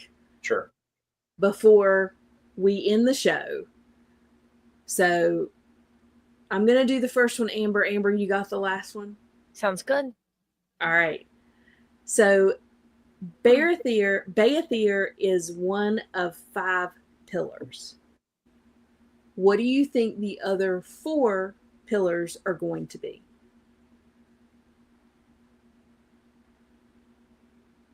You just mean color-wise, or like? Jeremy said they're not going to be the dragon. Oh. They're not going to be that dragon. They're going to be something different. Gotcha. But for it to be as epic as the dragon. Oh, well, you gotta have like the Loch Ness monster kind of thing. Like, not it, unless they do that for a figure obscura, which would be bonkers. Yeah. Bold. It would be bold. Jeez. Yeah, you have to have something from the sea. I wouldn't mind seeing like some kind of I guess they did it with the fire troll, but like some kind of golem. Yeah. So like an updated troll body. So like a fire golem or stone golem. I think a Pegasus would be cool. Oh. And there's probably some giant snake, Yep. You have Those to would be awesome. Get ahead of Treadway and realize that like how much of the fantasy world is up in there, and that a lot of this like lore from Greek mythology I'm expecting to see in some shape or form. Yeah, giant snake. Did I do 5? Did I get them? You did. Yeah. You did. Yeah, that's awesome. Yeah, you did great. Those were great answers off the cuff too, man. That was awesome. All right, Amber, you're up. What is one thing you can tell us that you haven't told anyone else? Yay. We got a stumper. Oh, it's just I'm such a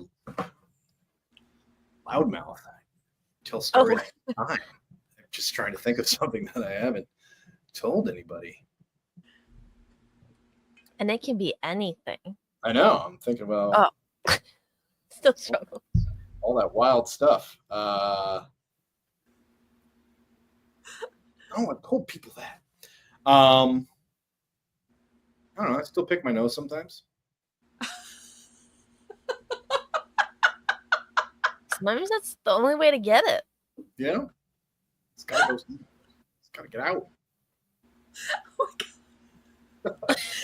That was the best. That was the best. Oh my God. Oh. Oh man, I'm glad I got that off my chest. Thank you. You've been holding that back for years. I have. I gave my daughter the talking to about picking the nose and eating it, which is a whole nother category.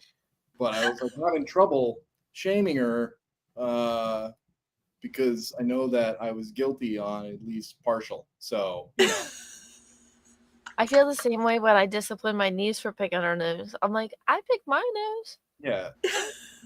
But she like wipes it on people. That's just disrespectful. Yeah. Yeah. Classic. I learned it by watching you. you know? Oh my gosh. Oh, that's so funny. Uh, Okay. Nate, it has been such a fun night.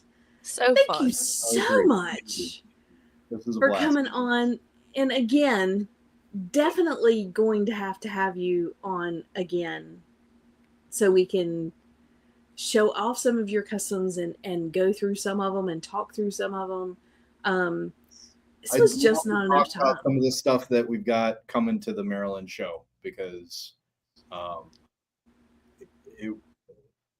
two of the pieces took a lot of creative thinking. At the very least. They all did on this one. But like, man, there's some cool stuff coming up. So Yeah. Also, Well, yours before I are usually pretty amazing. Anyway, go ahead. Yeah. Before you forget. CarverCon, the t-shirts, the pre-order for Yes. the CarverCon. Everybody get in on that Yes. because all proceeds go to the con. So it's totally a great idea. Yes, it is. Go get your CarverCon t-shirt.